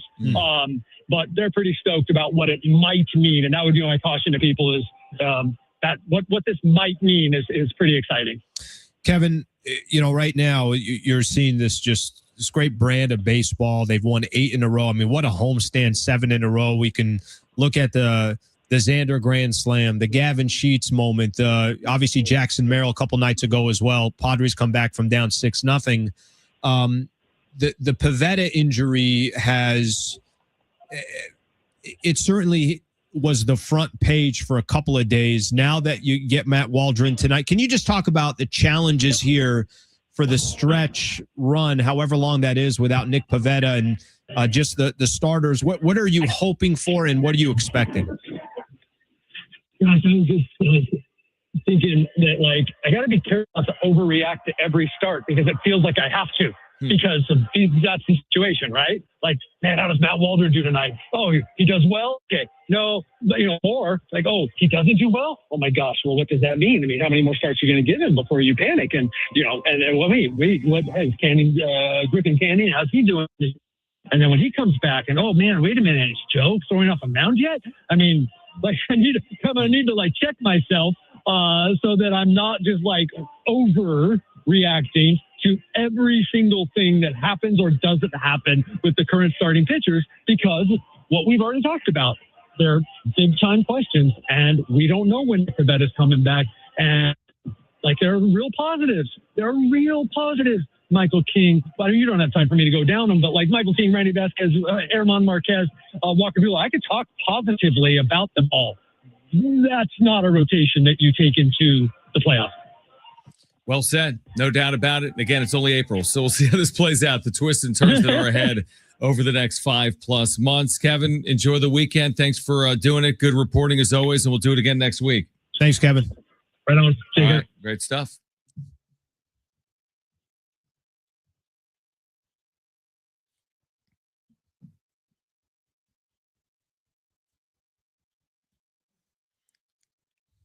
I think at 5 p.m. with Eben Novy-Williams from Sportico, we can maybe get more into Jose Feliciano, or we can attempt to go down that path. He's covered the business side of sports for a long time at Sportico. So we'll do that coming up at 5 p.m. Plus, we'll react to some of the things that Kevin just told us about the rotation, about the fact that the team is excited about the sale, like it's a shot in the arm, and the team's already playing good baseball. So we're here until 6. Stay with us. Schaefer and Sliwa, San Diego Sports 760, live on the iHeartRadio app.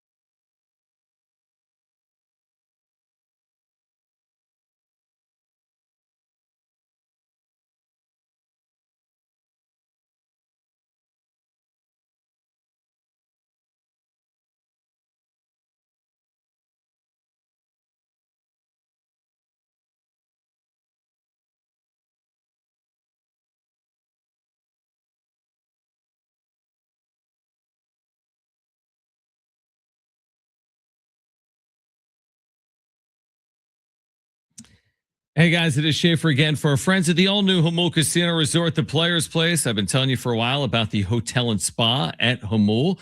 You can experience elevated luxury with a refined hotel stay, rooftop relaxation, indulgent spa treatments, and all the excitement of Hamul Casino Resort seamlessly brought together in one unforgettable destination. Take your stay to the next level with exclusive hotel packages crafted for the ultimate escape. You're going to love Hamul 23 with their lobster buffet every day. Enjoy all-you-can-eat lobster every day, plus dozens of other delicious stations. Start your morning with their signature breakfast buffet, Monday through Friday, 8 a.m. to 10:30, featuring made-to-order omelets, fresh fruit, and sweet and savory favorites. And make sure to swing by Tony Gwynn's for endless dining. Enjoy San Diego's favorite endless dining experience Wednesday through Sunday at Tony Gwynn's Sports Pub at the all-new Hamul Casino Resort, the Players Place.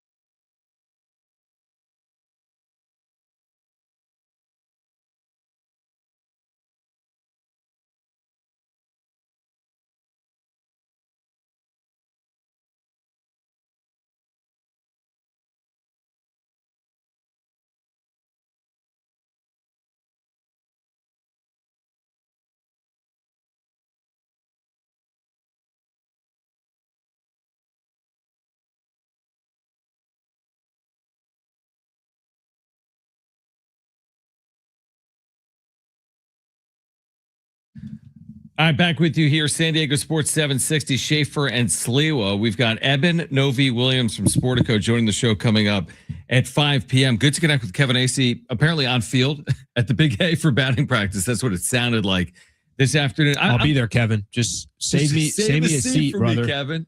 Save me a seat. Honestly, Alan, the more I'm putting like my arms around this, dude. I love this. Why are we buying tickets? You are a working media professional in Southern California. I'll tell you why. You're in Southern California. I'm going to tell you exactly why I'm buying tickets. You want the experience. There will come a time where I will go, hopefully credentialed. Sure. Right now I'm still, I don't think anybody knows me yet. And it might not happen for 13 years, but it doesn't matter. Eventually get credentialed, and then I want to be in there. I want to be asking questions to Craig Stammen. I want to get in there and take a listen to. I probably try to go to 1 or 2 games a month and do it from a work perspective. When I saw you at the SDSU game, SDSU, you boys, I was credentialed. I still want you to be at a press conference. For Petco, I have yet to ever be like, my entire life was basically at Crypto.com arena, and it was behind the scenes, right? The locker rooms, pregame, postgame, all that. I haven't done that at Petco. I want you to go there so badly for the first time ever, and like your first question to be something like you're just gonna grill someone. Like they've won like 11 of 12. Be like, Craig, 6 days ago when you lost that one game in that 12 game stretch, I want to talk about that 6th inning decision you made. That would be fantastic. What were you thinking in the 6th when you made that decision? Was 5 days ago? When you made that decision, was that a signal that you guys are going to be sellers at the upcoming? Like just something just off the wall. Crazy. You didn't bring Mason Miller in for 4 outs. Is that an indication that this is it the season? Right. 4 months ago today. Imagine that. Here's the thing. It is different. It's a different experience being credentialed at a game for our listeners. Seriously, because how many people have ever been? It's just different because when I take something in a press box, or I'm working something at San Diego State, or you're working something at crypto, it's so different. There's advantages to it. You might be sitting somewhere, you might be covering it, but when you're there as a fan, and you can kind of take the deep breath, and you can grab the beer, and you can boo or cheer. It's just a different experience. But can I tell you something? I love being there as a media member. I love it. I thought you were going to say the opposite. I love being there as a media member. There's something about is it the buzz? No, I like being there for work. Like we are in this industry because we also like what we do. Absolutely. And I like being there for that, especially here in San Diego. I do feel like there's a responsibility, right? I want to do my job as best as I can because I love San Diego, California, and I want to look out for the best of my state.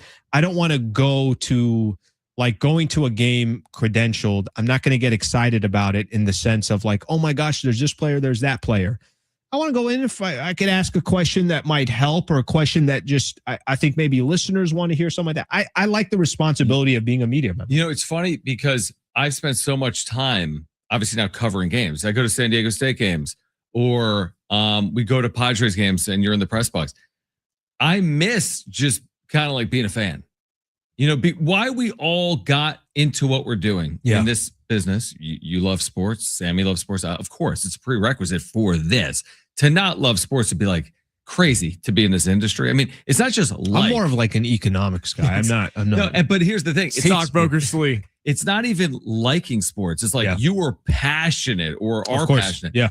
So it's different though when you cover it, because you lose some of that. And that's why sometimes I like going to Petco with my wife and son, or I never get a chance to take a NASDAQ game, but I went to, for example, the NCAA tournament this past year at VA House, and I was credentialed to be there.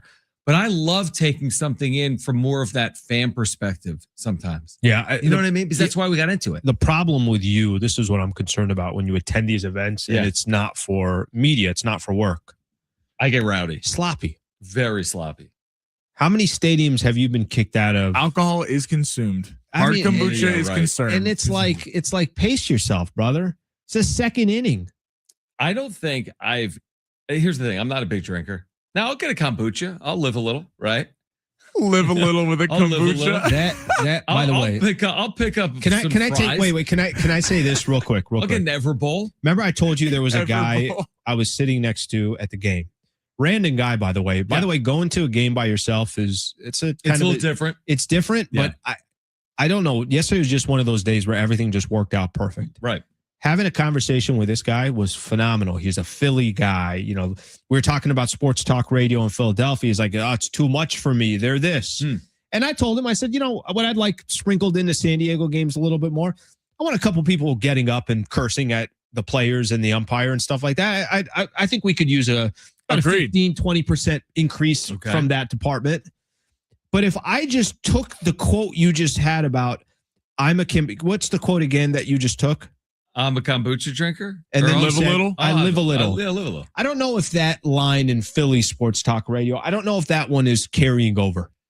The kombucha part of it, or live a little? I don't think either is carrying over. The two they don't even combined. Dude, well, my mom lives in Philadelphia, and I've made the recent mistake. I'll go once or twice a year, and I'll go back there, and I'll end up at a restaurant, just like a franchise restaurant, like a sit down restaurant. I'm like, do you have any kombucha? They look at me like they want to murder me, or they've never heard the word. It's like when you said whoever the name of the guy in the Lakers was. Jake LaRavia. It would be like if I went to a bar here and said, can I order a Jake LaRavia? And they'd be like, Jake LaRavia? We don't have that. It's not a drink. Kombucha is a very Southern California That's thing. pretty funny. Right? Yeah. So, it's like when you go to the Midwest, you go, can I get organic, USDA approved? Is this free range? They go, what the hell are you talking about? and SoCal's got a lot of that. Well, SoCal's got its own it's different. When you are saying, so I haven't really been I've been press credentialed with you for the Aztecs with John. Absolutely. I'm talking about it. Snapdragon. I've only been to one Snapdragon game as a fan at SDFC. You've worked a number of them. Yeah, I've worked a bunch of football games because we're working. And you can't go back in now for what's the amount of time? Security. They have 4 security guards throwing this guy months. out. You know what? I haven't done SDFC credentialed. I'd like to. I've done it as a fan. I've only done it as a fan. I haven't done it yet as a good credentialed. experience. SDSU, I've got credentialed plenty of times. Not plenty of times, but enough times, but not yet. But this is a busy summer too, because we got some international soccer matches we've talked about that we can hit up. We got Wave, we got FC. Yeah. There's a lot to we got a lot to get to. Oh yeah. This is gonna be good. Okay. So Ebanovi Williams. Now he's been on the show because he was the one that broke the story that Sheil Seidler was suing the Seidler brothers. And then he went down the path with us that when a team is for sale, oftentimes that can hold up business on field. But now the sale is complete. So what is this going to mean for the San Diego Padres? What's his reaction to the buying group led by Jose Feliciano and his wife, the record sale, $3.9 billion. So Ebanovi Williams, he works at Sportico. He'll join us on the other side to kick off hour 3. We're here until 6. We'd love to hear from you, by the way. Our phone lines are open in the 5 o'clock hour. We've taken at least a handful of calls here today. 877-767-4760. You can text us 70470. Start your message with the word team. Ebanovi Williams from Sportico on the Padres sale price. Coming up next on Schaefer and Sliwa, San Diego Sports 760 and live on the iHeartRadio app.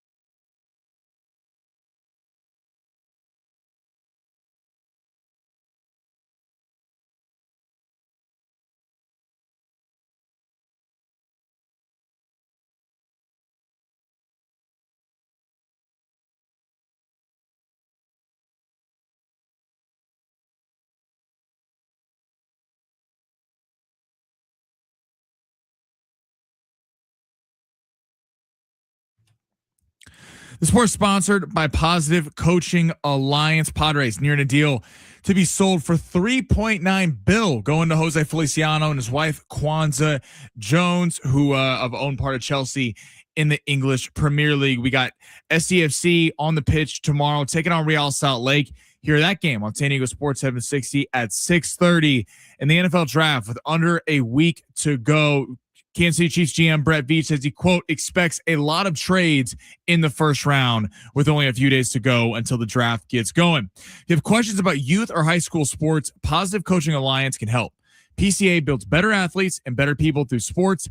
Info at positivecoach.org. It's Schaefer and Sliwa. Sean Schaefer. The Padres are nearing a deal to be sold to the billionaire Jose Feliciano and his wife Kwanza Jones. It'll be a MLB record deal of $3.9 billion or so. And all it took was Allen going down to Petco Park last night. San Diego's own Alan Sliwa. Listen, we knew it was coming. We had no idea what that number was going to look like. People just said it's going to be north of $3 billion. 3.98 is the exact amount. I think that's the exact amount. At that point, can you just put it at 4? Put it at 4. Yeah, let's clean that up a little bit. Here's Schaefer and Sliwa. All right, final hour here. Schaefer and Sliwa, San Diego Sports 760. We continue to react to the news that the Padres reportedly have been sold to Jose Feliciano and his wife for a record baseball price of over $3.9 billion. There we go. Eben Novi Williams is with us. He's been with us before here on 760 in San Diego. Some really good reporting going back maybe a year on Shiel Seidler's lawsuit. And then we've had Eben on to discuss the sale process with the Padres. And now reportedly it's nearing completion. So I'd start with this, Eben, and thank you for taking time for us here on this Friday. What is your reaction? Because you cover sports as a whole and baseball as well. What's your reaction to this price? Because it's pretty unique from a baseball standpoint to go for $3.9 billion. There's no sale that's even been close in the history of baseball. What's your reaction to that? Yeah, that sound you hear is all the other MLB owners celebrating this number and realizing that all their teams are probably worth more than they were when they woke up this morning. Yeah, I find the number to be fascinating. Again, we didn't know where this was going to come in. We knew there was going to be interest. We can talk about why the Padres are, in some ways, I think, a fairly unique baseball asset. But the thing that I find most interesting about this whole process is, as you guys know, baseball is heading for a very bitter labor fight in the next year. And on the back end of that fight, there's a chance we're going to have a salary cap, and there's a chance we're not going to have a salary cap. And the economics for owners under those two situations are very, very different. So I'm fascinated at some point to kind of dive into how Jose Feliciano and everybody else price the risk of these deals, because you're kind of splitting the baby in some ways about what the economics are going to be of owning the Padres in a year or so. Can you, as best as you can, just tell us a little bit about the owner or some of the details that we're all kind of learning in regards to his Chelsea ownership? I know that's a percentage, and I don't know how much of that is controlling stake or anything along those lines. But just a little background. Those in San Diego are they know how big of news this is, and now we're all kind of trying to figure out is. Hopefully the Padres got the right owner that can help them bring their first World Series to the city of San Diego. Yeah, I know he's a huge baseball fan, and he's going to be one of just a very small handful of Latin baseball owners. Artie Moreno in LA with the Angels is one, and I believe he's going to be the second.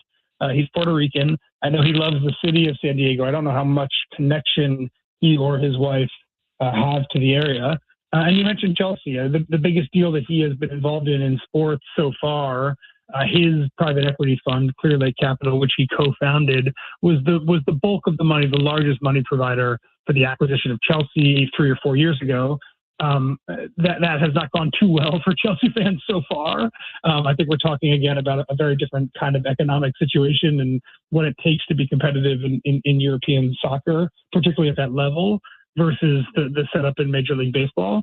But again, this is not his fund. This is him and his wife. So I think you'll see a different, I wouldn't look at Chelsea, I guess is what I'll say, and think that's what you're going to get from Jose Feliciano, the owner, because again, that's a fund. There's other people running it. This is going to be basically his first major foray in sports. And kind of ironically, he was very close to buying a piece of the Chargers a year and a half ago. And that fell through, from what I understand, over pass to control. Yeah, he has not done anything personally in sports to this magnitude, and this is going to be a first for him. Would you know this, Eben? Eben Novi Williams from Sportico with us on San Diego Sports 760. I had read that as well. They did an interest in a minority share of the Chargers. Is that the portion of that went to Tom Gores, who was also expressing interest in buying the San Diego Padres? It's exactly the same. Yes, it was a piece that was owned by Dia Spanos, who is the sister of Alex Spanos, who runs the team right now. So yes, it's the same. Yeah, it's funny how all these things overlap. But one thing I'll say, you got the right franchise. I'll tell you that. One of the things when you're that rich and you're looking at trophy assets like this, one of the things that really comes into play for people like Jose and like Tom is this a city that I want to spend time in? And obviously, for many reasons, San Diego and LA to a degree are both cities that you can imagine if you're a billionaire and you have to fly to for a game or for a weekend of games, not a bad place to be. So that's definitely something that comes into play. It's definitely something that helped the Padres in terms of getting up to that $3.9 billion number. I'm gonna, I think as we look at the business side of things, I know you did mention what could happen over the next year in baseball. There's no predictions, but where do you think the sport is a year from now, a year and a half from now? What are if there are significant changes? And I think, John and I talk about this all the time. For somebody I'll use the San Diego market as an example, you just want to have a chance to compete, and you want it to be as close as you possibly can an equal playing field, which clearly is not the case right now in baseball. Do you think we're a lot closer to that structure a year plus now, or do you think we're still having the can just keeps getting kicked down the road? I think we're closer to that structure. I think I'm more confident that there's going to be a lot of pain in the next year and a half. Basically, every baseball owner that I have talked to is, and some of them are saying this publicly, but privately, they're all preparing for games to be lost. And unfortunately, there's an economic imbalance between players and owners. And we've seen this time and time again in different leagues, that when it comes time for games to be lost, and that means paychecks to not come, one of these groups has the financial ability to withstand that, and the other. We just saw this in the WNBA. Right. What was a protracted legal fight, and basically the minute it came time for paychecks not to come, you saw a lot of movement on where the players stood. So again, a lot of this could change. My guess would be that we lose some games, and unfortunately, when games are lost, it tends to strengthen the owner's hands. I think one question that I would have for you guys, and maybe for Padres fans out there. Obviously, that right now baseball has a lot of economic disparity, right? Mm-hmm. And the Dodgers are spending so much more than so many other teams. But the Padres are also spending a lot more than a whole lot of other teams on the bottom end, right? Yeah. And I'm fascinated if we do end up with a salary cap, and if we get something like the NFL where basically every team is spending within a relatively tight band of salary maximum and minimum. Yes, I think it moves the Padres closer to the tippy top of teams that are spending $300 million a year on their payroll. But it also brings a whole lot of teams right now that are not spending anywhere close to the Padres up to where they are also. So I do think that the Padres are in that middle ground where there's a way to look at that as a massive benefit. And I think there's a way to look at that as maybe increased competition from below as well. Yeah, just to follow up on that, just based off what you just said, I think for most San Diegans, John and I have had this conversation plenty of times, like the idea and the concept, and listen, they got bad contracts. Let's not pretend what some of these contracts are going to look like. Now, how much of that was done under Peter Seidler at a time where,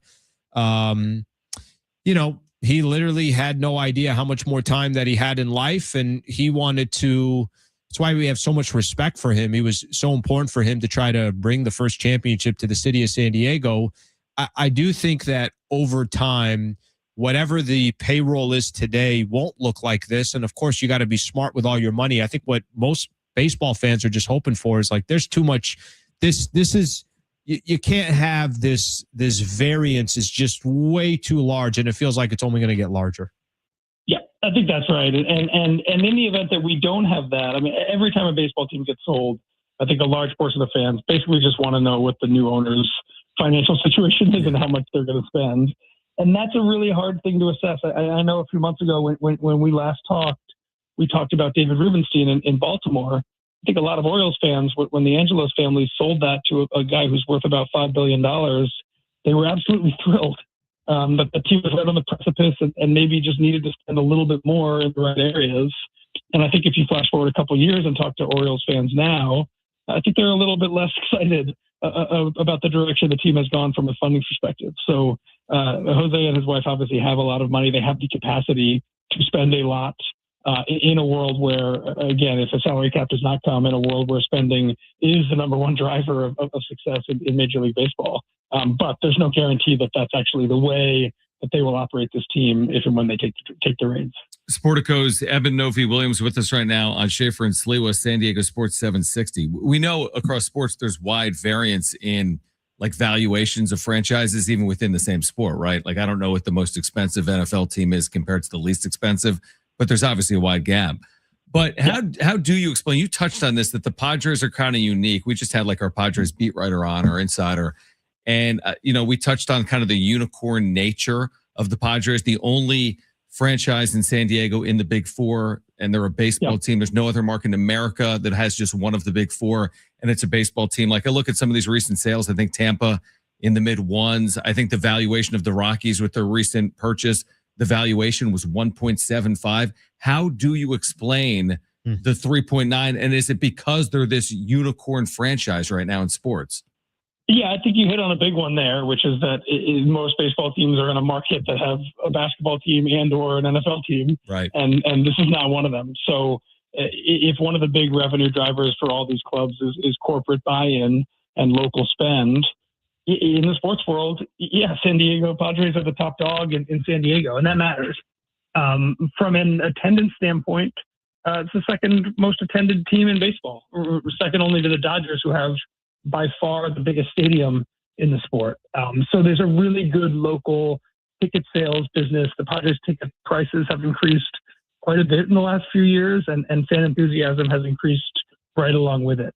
So there's a base there, and that really matters. And I say unicorn again because San Diego is not one of the biggest cities in the country, right? But I think largely because of the lack of Big Four competition has sustained a very, very robust local business. And then the big variable, I know we talked about this a few months ago, what's happening with local media is a big question mark. And if you were to look at all of the most valuable teams in baseball, everyone who's above the Padres in valuation has a very, very lucrative local TV deal. Yep. And the Padres do not have that, right? And Valley San Diego went out of business, and the Padres are going into the new MLB streaming platform. And we'll see in a few years whether baseball, with collectivizing those rights, is able to kind of deliver some of the economics back to these teams. But on its face, I think a baseball team in San Diego, not a huge market that doesn't have a really robust local TV situation, on its face doesn't seem like it would be a team that's worth $4 billion. And yet I think because, again, the specifics of the market and the way fans really do show up for this team in a way that's not that common in Major League Baseball, you have yourself a pretty unique franchise here. Could that play to the city of San Diego's advantage? Could, obviously the Chargers leaving was devastating to the market, and clearly the Padres capitalized off some of that. Of course they have, and more importantly, they're winning. And if the product's good, I think San Diego has proven it will come out. Is there a world, again, this is just us having a conversation, does another one of these leagues, do they look at San Diego, NHL, or maybe would just take NFL off the map? Do they look at San Diego and say, yeah, that's a market that should have more than one professional team? The Chargers leaving did leave a void out here. Can that play to their advantage, you think? It could, yeah. So I'm thinking about the league specifically. So the NBA is expanding right now, and they very, very specifically chose two markets in Seattle and Las Vegas. And I never heard too much about San Diego in that process. Well, can I just say this in regards to what you just mentioned? What Vegas and what Seattle did is they built those arenas, so they're ready to go. The problem with San Diego, and this is, obviously been one of the issues in the city, until you have, arena in the works, I got to imagine nobody's coming until you at least have, if you build it, they will come. Yes, I think that's right, and you're spot on about those two NBA venues, and the NBA I think has always felt like Seattle should be, for just karma wise, should be next in line to some degree. Sure. And then the NHL expansion is going to come at some point soon. If I was handicapping markets, again, San Diego would not be in the top three. I think they're looking intently at Atlanta. I think the owners down in Houston, I know, would love to have a team. I think the NHL still believes in Phoenix as a market in some capacity with a different ownership group than they had back then. So I don't think San Diego is the tops there. I do kind of wonder, you mentioned the NFL, which probably is not going to expand anytime soon, but I do kind of wonder if at some point, in the same way that over time the NBA kind of accepted that Seattle would be next in line, I do wonder if the NFL might start to feel that way about St. Louis or about San Diego at some point. But I think the easy answer is, now that the MLS team is up and running, I don't expect there to be a major Big Four expansion team in San Diego anytime soon. And when I say anytime soon, I would be shocked if that happens in the next 5 to 10 years. Yeah, I think it's well said. I mean, it's amazing because you look at the success of some of these franchises; they're capitalizing on it. SDFC is widely successful. It was a no-brainer. The NWSL franchise, they've done a great job. Yeah, the NWSL franchise, the Wave, they've been so popular by women's soccer. It's kind of remarkable the success these franchises are having, again, in the absence of the Chargers. Eben, really appreciate your insight and your perspective over the course of the last couple of years here on San Diego Sports 760 and for our listeners. And we'll reach out again soon, but thank you for doing it. Sounds good, guys. Thanks. Thank you very much, man. A lot to react to in there. We'll do it. Phenomenal. On the other side, this is Schaefer and Sliwa, San Diego Sports 760. We're live on the iHeartRadio app.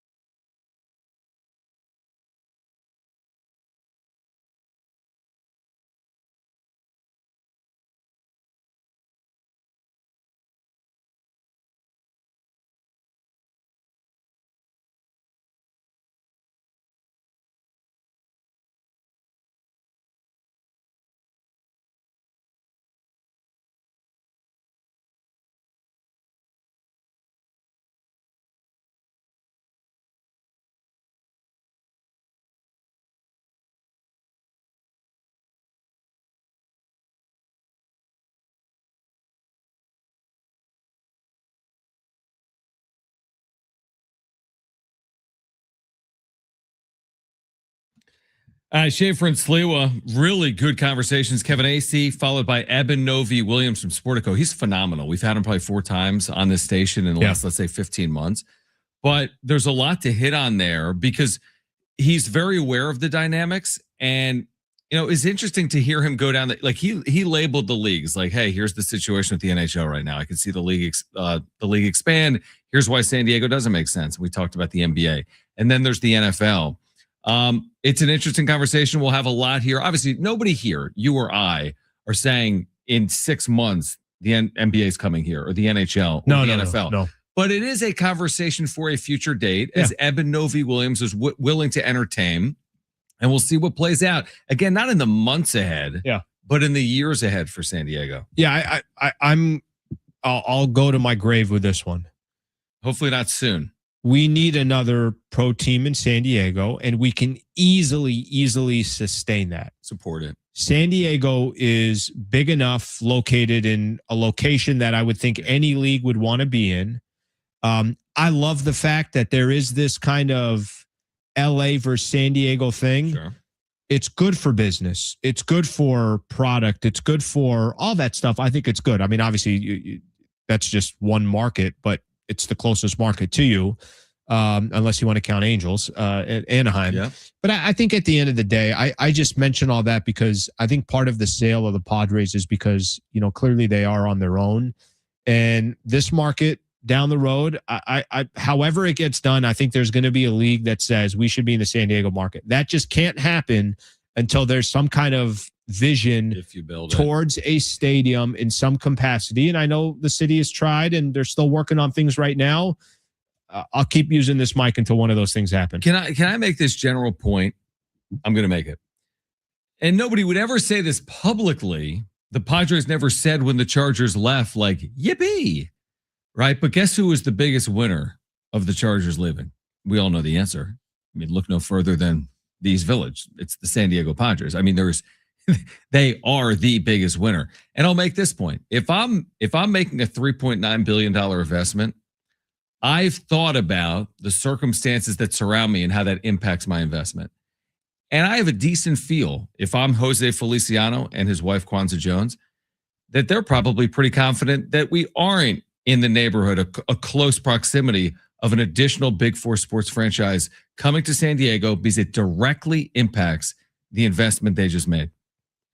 Does it not? When the Chargers were here, the Padres played second fiddle. Their valuation was nowhere near this. I understand time has passed. Since the Chargers have departed, it's coincided with investment. The Padres have absolutely invested to their credit. Sure. But if the San Diego Chargers still existed, they do not. If the San Diego Chargers still existed, the Padres don't have the same market share. End of sentence. Even today, even if everything's identical. Here's what I'll tell you is different. Okay. And I think there's a lot of truth to what you're saying, but I was around as any San Diegan that's, obviously grew up in this city, the 98 run to the World Series. Love that. Okay. Doesn't mean the Chargers weren't in San Diego. Yep. Of course, I think it's safe to say I do think there was a bigger Charger fan base than I do think a Padre fan base. And I think Padres were second between the two franchises.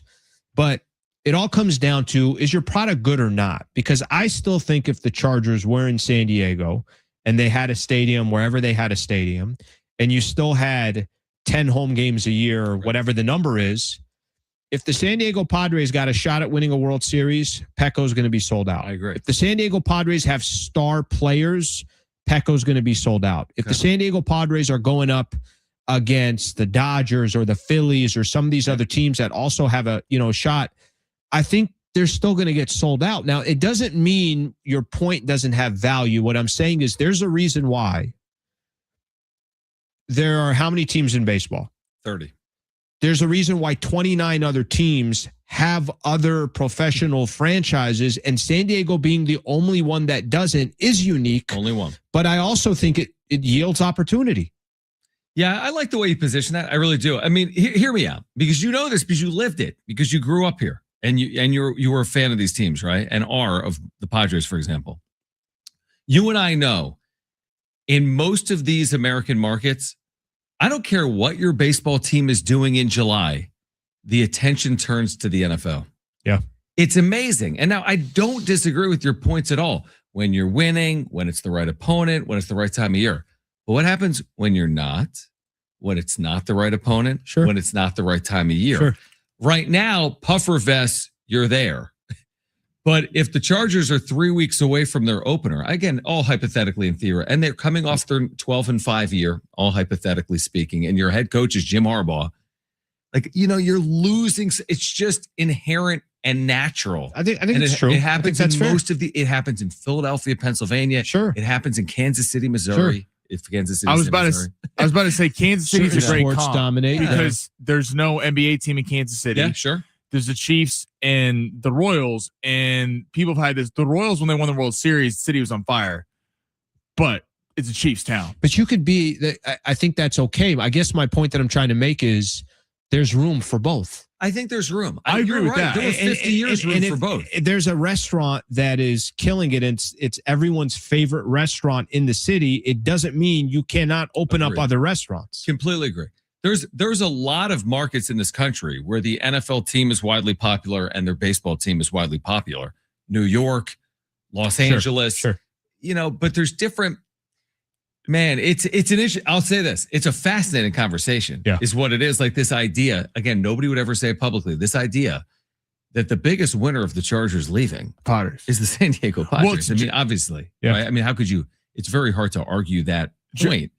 To your point, I think, John, what you're saying is if the Chargers have 4 wins versus the Padres having 50 and they're out of everything, the NFL people like they used on this station used to be a power hour where they just talk Chargers regardless of what happened for an hour every day. And I think that's where the NFL is different than Major League Baseball, where the NFL has, it doesn't matter if the team sucks. I mean, I remember when I moved here, they would pay you to come sit down low at Petco Park when Will Myers is the face of the team. Now it's obviously completely changed. I just think the leagues are different Real like that. quick on that, and we can talk about this. I would not work here. I would not be in this city probably, and I probably would not be on the station if it weren't for the Chargers leaving. If the Chargers were here, this station is only talking football. I mean, this is what it was. It's only talking football, except when it's talking baseball because it makes sense. I remember one of my first shows here. They're like, name a Padre. No joke. Name a Padre. So like it's changed so much. It's interesting the impact of the NFL on the market. No, quite. I get that. And I understand the NFL's Goliath and it's a beast. And listen, maybe we never get another NFL team. It could be as simple as that. But if you told me we got an NHL team 10 years from now, right.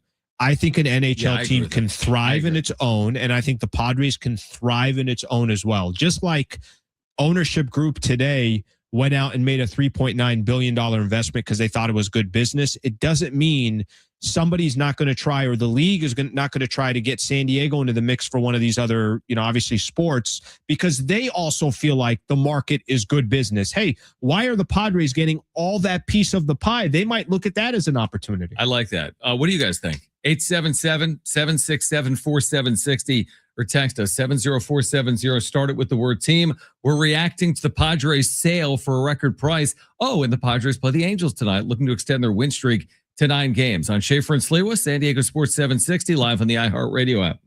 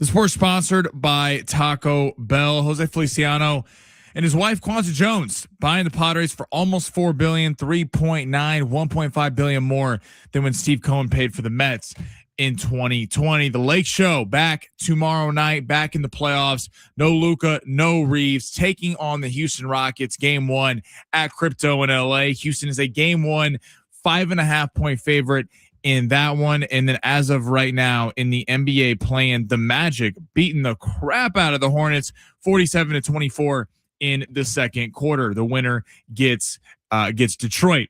New crispy chicken crunch wrap sliders at Taco Bell with all white meat nuggets in your choice of creamy chipotle or jalapeno honey mustard inside. One's a snack, more's a meal at participating U.S. Taco Bell locations for a limited time while supplies last.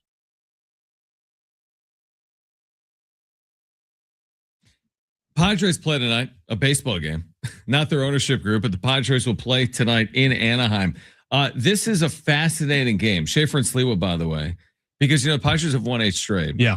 And I was at yesterday's game. And you were at game number 8. I thought you're going again tonight. I'm not 100% sure if Mason Miller, I felt like when he was running in, like, did he just look at me? He clocked you. He looked at you. He clocked you. I thought I saw something, and like, watch this. I'm about to strike out the side. In my head, I was kind of like, this is irresponsible from Mason Miller. Like, focus on the damn game. Here's the thing. Okay, the vibes are already good, right? They're 13-6. Like, what more do you want from this team? Starting out 2-5. Yeah, I get it. Pavetta's hurt, but put that to the side for a moment. Can we just watch with our eyes the way the team is playing? I think tonight's one of those nights where, like, if you beat Jose Soriano, who we haven't even touched on tonight, 4-0, .33, 31 strikeouts, 27 innings, .67 whip. It's not Mason Miller, but it's the starter equivalent in 4 starts of Mason Miller this year. You beat this guy with Matt Waldron on the mound, you're never losing again. Now we're at the next level of, like, whoa, in terms of the start to the season. That's how I look at tonight. It's so easy to discount this and be like, it's Jose Soriano. You've won 8 straight. You're sitting Ramon Laureano. Matt Waldron's making his first start of the season. You win this game. You put a 4 spot up in the first inning off this dude before Allen gets there tonight, right? Because you're going to be there which later. they did. Yeah, I'm going to go. I'm going. I've already made the decision. I'm going. I'm just on a road trip now. You want me to go south towards Petco? I'm in. You want me to go north towards Anaheim? I'm in. Here's what I want you to do, because this is a 3-city trip for the Padres coming up. It's Anaheim, Denver, Mexico City. I need you in every city. The Mexico City one's very interesting. I'm taking the show on the road. I told you, I'm kind of known to a little spontaneous. You know what? We're just going to go. You've never been to Mexico City. The problem is the freaking Laker playoffs. Don't worry about that. There'll be it's a problem. Yeah, I got work to do. I can't go to Mexico City in the middle of the postseason. I'd say they'd be out by next weekend, but the Lakers play a playoff game every week. They're like, Sunday, next Sunday, next Sunday. When the Lakers announced their schedule, or when the NBA announced the Lakers schedule, they basically had a conference call with Luka, the agent. When can you come back, Luka? We'll extend this out. We'll start the second round for everybody else. We'll wait for you guys. No, but you haven't been to Mexico City. I've never been to Mexico general, City, right? No, I have not. Have you been, John? I went. I was saying when the Padres played last time against the Giants, my wife and I went down there. Phenomenal. For You said about you loved 4 it? nights. Everything was amazing. This is a classic. Other than that, Mrs. Lincoln, how was the play? Amazing trip, amazing city. Other than my wife, Kristen, I kid you not when I say, like, I'm not saying she was nearly dying, but her traveling back, she was in such bad shape, like something she drank or ate. Oh. It was terrible. It was awful, awful, awful. So she's never going back, even though we had an amazing trip. But you had a good time. I had a great time. I thought the food, phenomenal. Does she like when you talk about how great the trip was when she's dying of food poisoning? She loves Mexico. She absolutely loves Mexico, but now she's turned off by obviously this experience. But the food scene is ridiculous. Oh. The ballpark is really cool. It's a cross between a major league stadium and a minor league stadium because it seats 20,000. And it's I like modern. that, intimate. And the ball, Alan, what is Mexico City? 10,000 feet elevation or 9,000? So it's just flying? We saw 9 home runs in that game. That was like the 15-11 I do remember that game. I do remember that game. The next day was the same thing. Cronenworth could get 6 home runs that game if he gets 6 plate appearances. I'd like to see Tatis homer there. If Tatis doesn't homer in Mexico City, we need to have a conversation. If you get, by the way, you're right. If we get all the way to this another week, he still hasn't homered, and then can't homer in Mexico City. Dude, then put him back at second. that's Jose Feliciano's first move. Get rid of him. I'm kidding. But he will. I'm going to go out on a limb right now. This weekend? He's homering in Mexico City. Oh, no, I got one this weekend. He's got one this weekend. You think he homers? He's got one this weekend. I hope you're right. He's been hitting the ball hard, honestly. What do you think? This weekend or no? Tatis? Well, I said he'd get it against the Rockies, and that didn't happen. I know. So I did too. You would think. I mean, it's my first guess on this. I'm going this weekend. He had the RBI single yesterday. Yeah. So with that, he seemed to get a little momentum. Crowd went nuts when he got it in the second, third inning, something like that. But yeah, I do think. Yeah, this weekend. It is kind of a broader, not to change the conversation, but it's kind of a broader conversation. It's like they sell the team. Everyone's excited. Most people are excited. They're winning all these games. Great record. Merrill, Laureano, Campusano. Everyone's playing great. It is kind of lost that Machado and Tatis have frankly been terrible through the first 3 weeks of the season. And it's like, is that a positive thing? I think it's a positive. That they're winning without it, or is it a negative thing that they can't sustain this? It's a positive. The fact that we're not talking about it, that means there's good stuff happening, but they're eventually going to have to deliver, right? Like, how much are you going to rely on what Campusano is coming through, or how much are you going to rely on Xander's good start? Yeah. I don't know, right? Like, I think I'd like to say that that's what these guys are, but they're probably going to be closer to what they've been. Eventually you're going to need Tatis, you're going to need Machado. And Sammy, you are right. The reason why we're not talking about it is because there's so many other things grabbing our attention. When they were 2-5, we were talking about. We didn't shut up about but it. Now I'll give them a pass every day of the week when you're 13-6. You keep winning 13 out of every 19 games. Do whatever you need to do. I would say this, and I've been critical too. It hasn't been like an abject failure. For example, Tatis is hitting 250. It's 19 games. That's not some horrific batting average. It's just he hasn't hit for any power. He has 10 RBIs. It's not the worst 19 game stretch. Sure. Machado's hitting 207, 10 RBIs. Again, not the worst 19 game stretch. There's but I do Cal agree. Raleigh. There's players struggling. That Padres have had a lot of better players, but it is 19 games. Manny hits 2 home runs in a 6 game stretch. It looks different. Or Toddy hits 3 home runs in an 8 game stretch. It looks different. It's amazing what the benefit of time will do in baseball. Let's see what it looks like moving forward. Here's another reason why, what's happening with them. Tatis has had a couple of, clutch moments. Manny might get a key walk here, something along those lines. Which I get it. That's not why you're paying these guys to do that. Right. The way they're winning right now is they've been playing phenomenal baseball. How they're winning. Coming back from, let's call it 4-0 against the Red Sox or 6-0 against the Mariners, the walk-off. It's not even that they're winning. Stylistically, there are so many great storylines around them. Now, listen, whether they're able to sustain that, probably not. I mean, they're going to go on they've lost 4 or 5. It's baseball. It's going to happen. But they've also put themselves in a position which I think is so important for this team. They don't have much margin for error. So when you can be 7-8 games over 500 this early, when that run comes going the other way, yes, you lose some ground, but you're still right in the mix. And I think that's critical for them. I mean, just look at last year. I mean, you ride a 14-3 start. That was basically your regular season because you finished, well, they won their last 3 or 4. So they did go 90-72. So they finished 18 games over, right?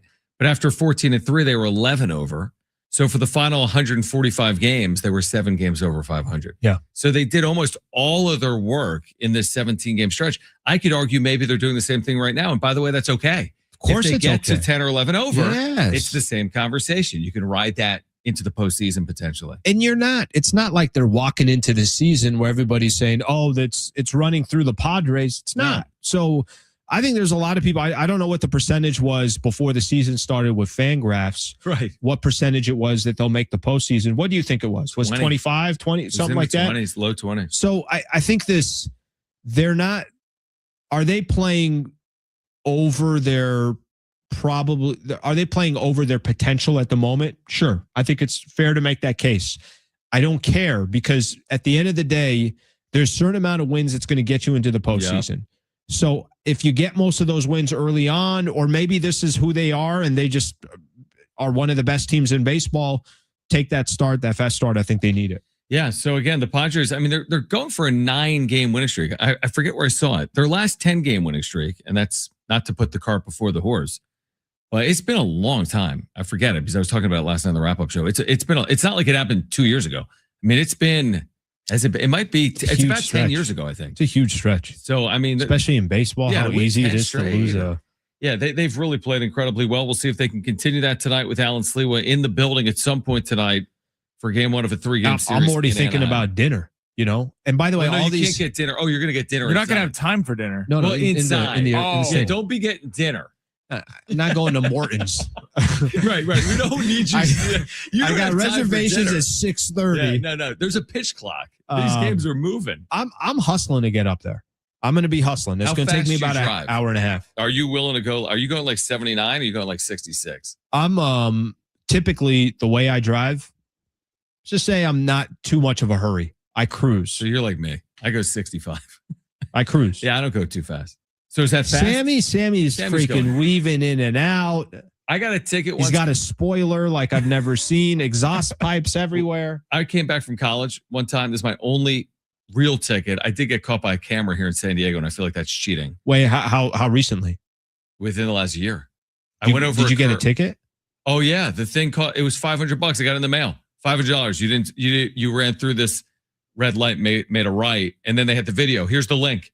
It was me. I thought they can't do that anymore. No, they could do it. Bro, I've got the light. I thought it was done in California. I got the light recently. This is probably like privately owned. It's like all fake. It's not even real. By Orange Theory. You know that? Oh. Yeah. Oh yeah. That's the one where I've got warnings. Oh, I got the 500. I've not got a ticket.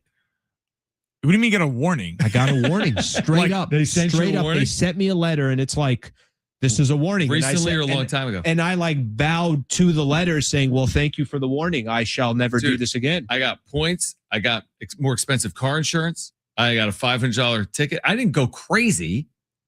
And by the way, it's gone back and forth the legality on it. Because at one point they could ticket you and then it was like legally fought. Yeah. And now I think they can ticket you because I got a ticket. I, on a way to my last class at San Diego State, taking a final that I needed to pass, got pulled over by a cop. Ticket, was almost late to the thing. And if you were late, they weren't going to let you take it. Ooh, but you made it. I made it. I was not, love San Diego State, not going to pay them another semester.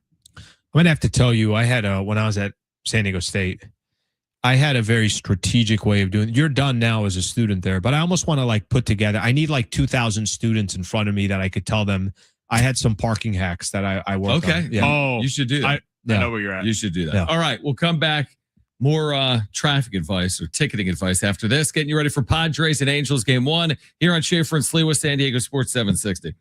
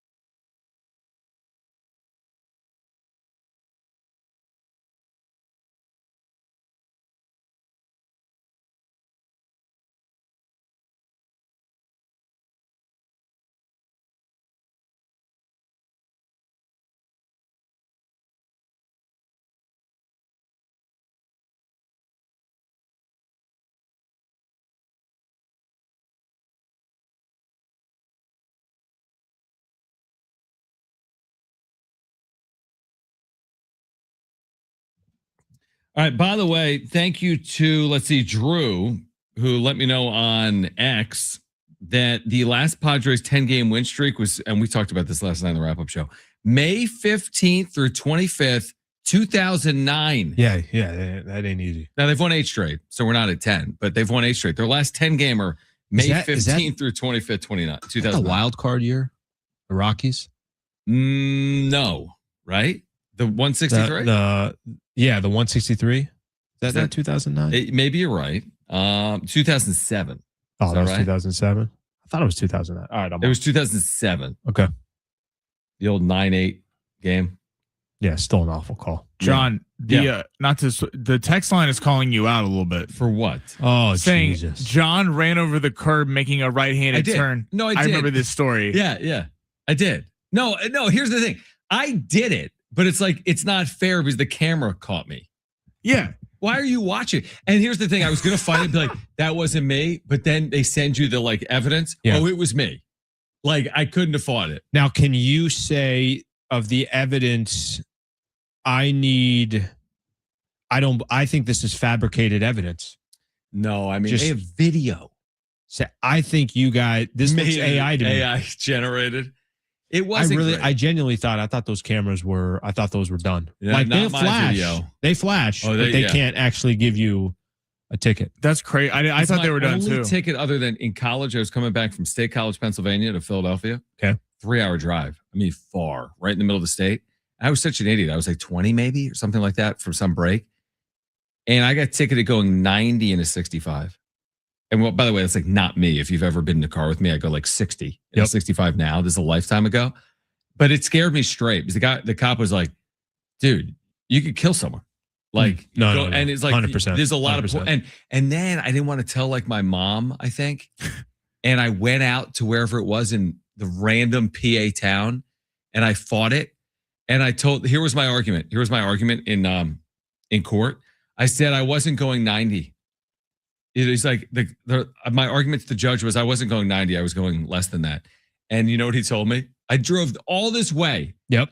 And he's like, you can't fight a speeding ticket by saying you weren't going as fast as you were ticketed as going. I'm like, oh, it's like in Pennsylvania law will not allow. That's not an argument. You can't say you weren't going that fast. You had a little young trial lawyer in you trying to get him on a technicality. The whole thing was a disaster. Well, that's my last ticket. Actually, it was 89, not 90. Yeah, exactly. That was my argument. Here's what I will tell you. It might have been 80 something. On my way to Angel Stadium, I'm not getting a ticket. You say that now?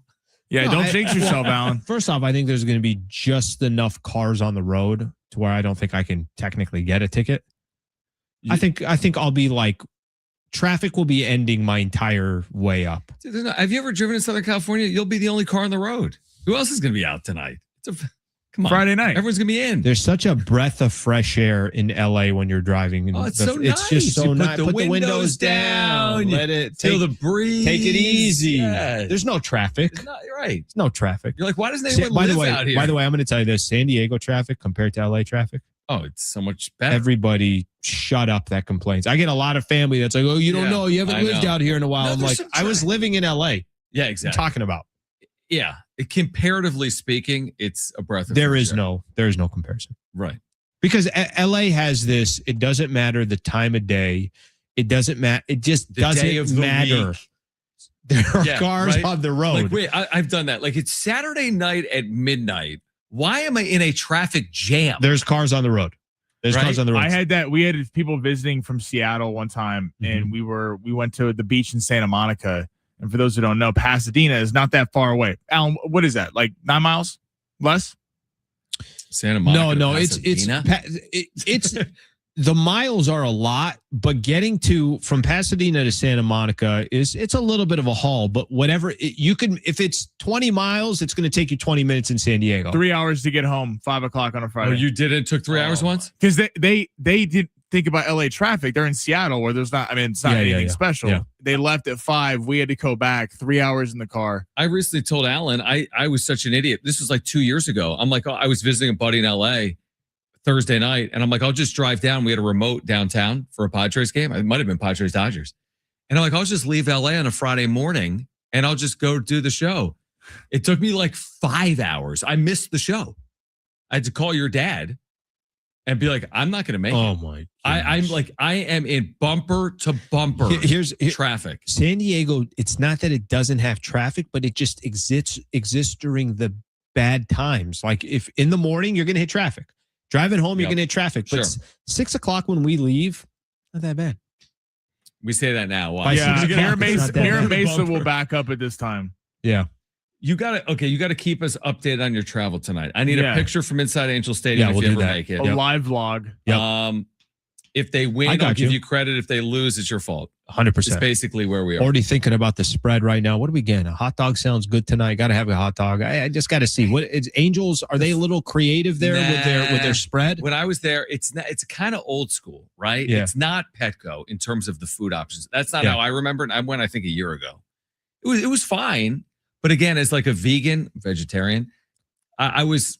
Where was the vegan spread? Sure. You know, Sean, you turned me on to acai bowls or acai bowls Acai. Oh, the best. at games. And Rich At Thornberger games. wow. at Rich Thornberger and Travis Dale and Ben Fletcher were giving me a really hard time about that. And I said I got it from What'd John you get Schaefer. at Petco? Petco. Yeah, What'd you get? Everbowl? Everbowl. I love some Everbowl. Anybody who tries to come at the acai bowl, come at me because they're I will so good, defend dude. acai bowls. I don't care if I'm at the stadium and somebody's having nachos next to me. Maybe I want an acai bowl, which I don't think, if I'm being honest, the more I talk about it, I don't think I'm getting an acai bowl. You're a little at a too baseball hungry for an game. acai bowl tonight. But here's what I will get tonight. We're asking about the spread at Angel Stadium. Mhm. Any surf and turf available? What's the surf and turf Ooh, situation I at don't In know. Angel Stadium? Anaheim? What's their ahi tuna spread Are there? they wearing? By the way, do the Angels have Are the Angels wearing their City Connect tonight? Do they have a City Connect? I don't know. No idea. Don't go buying one of those after you said you're going to buy. What if I Padres. refuse? You know, right now, if you go to Sprouts or any of these grocery stores, they got the peanuts that are just sitting there. They're labeled Padres and everything Yeah, else. And I love yeah. peanuts, so I find myself buying those things and I can't stop eating them.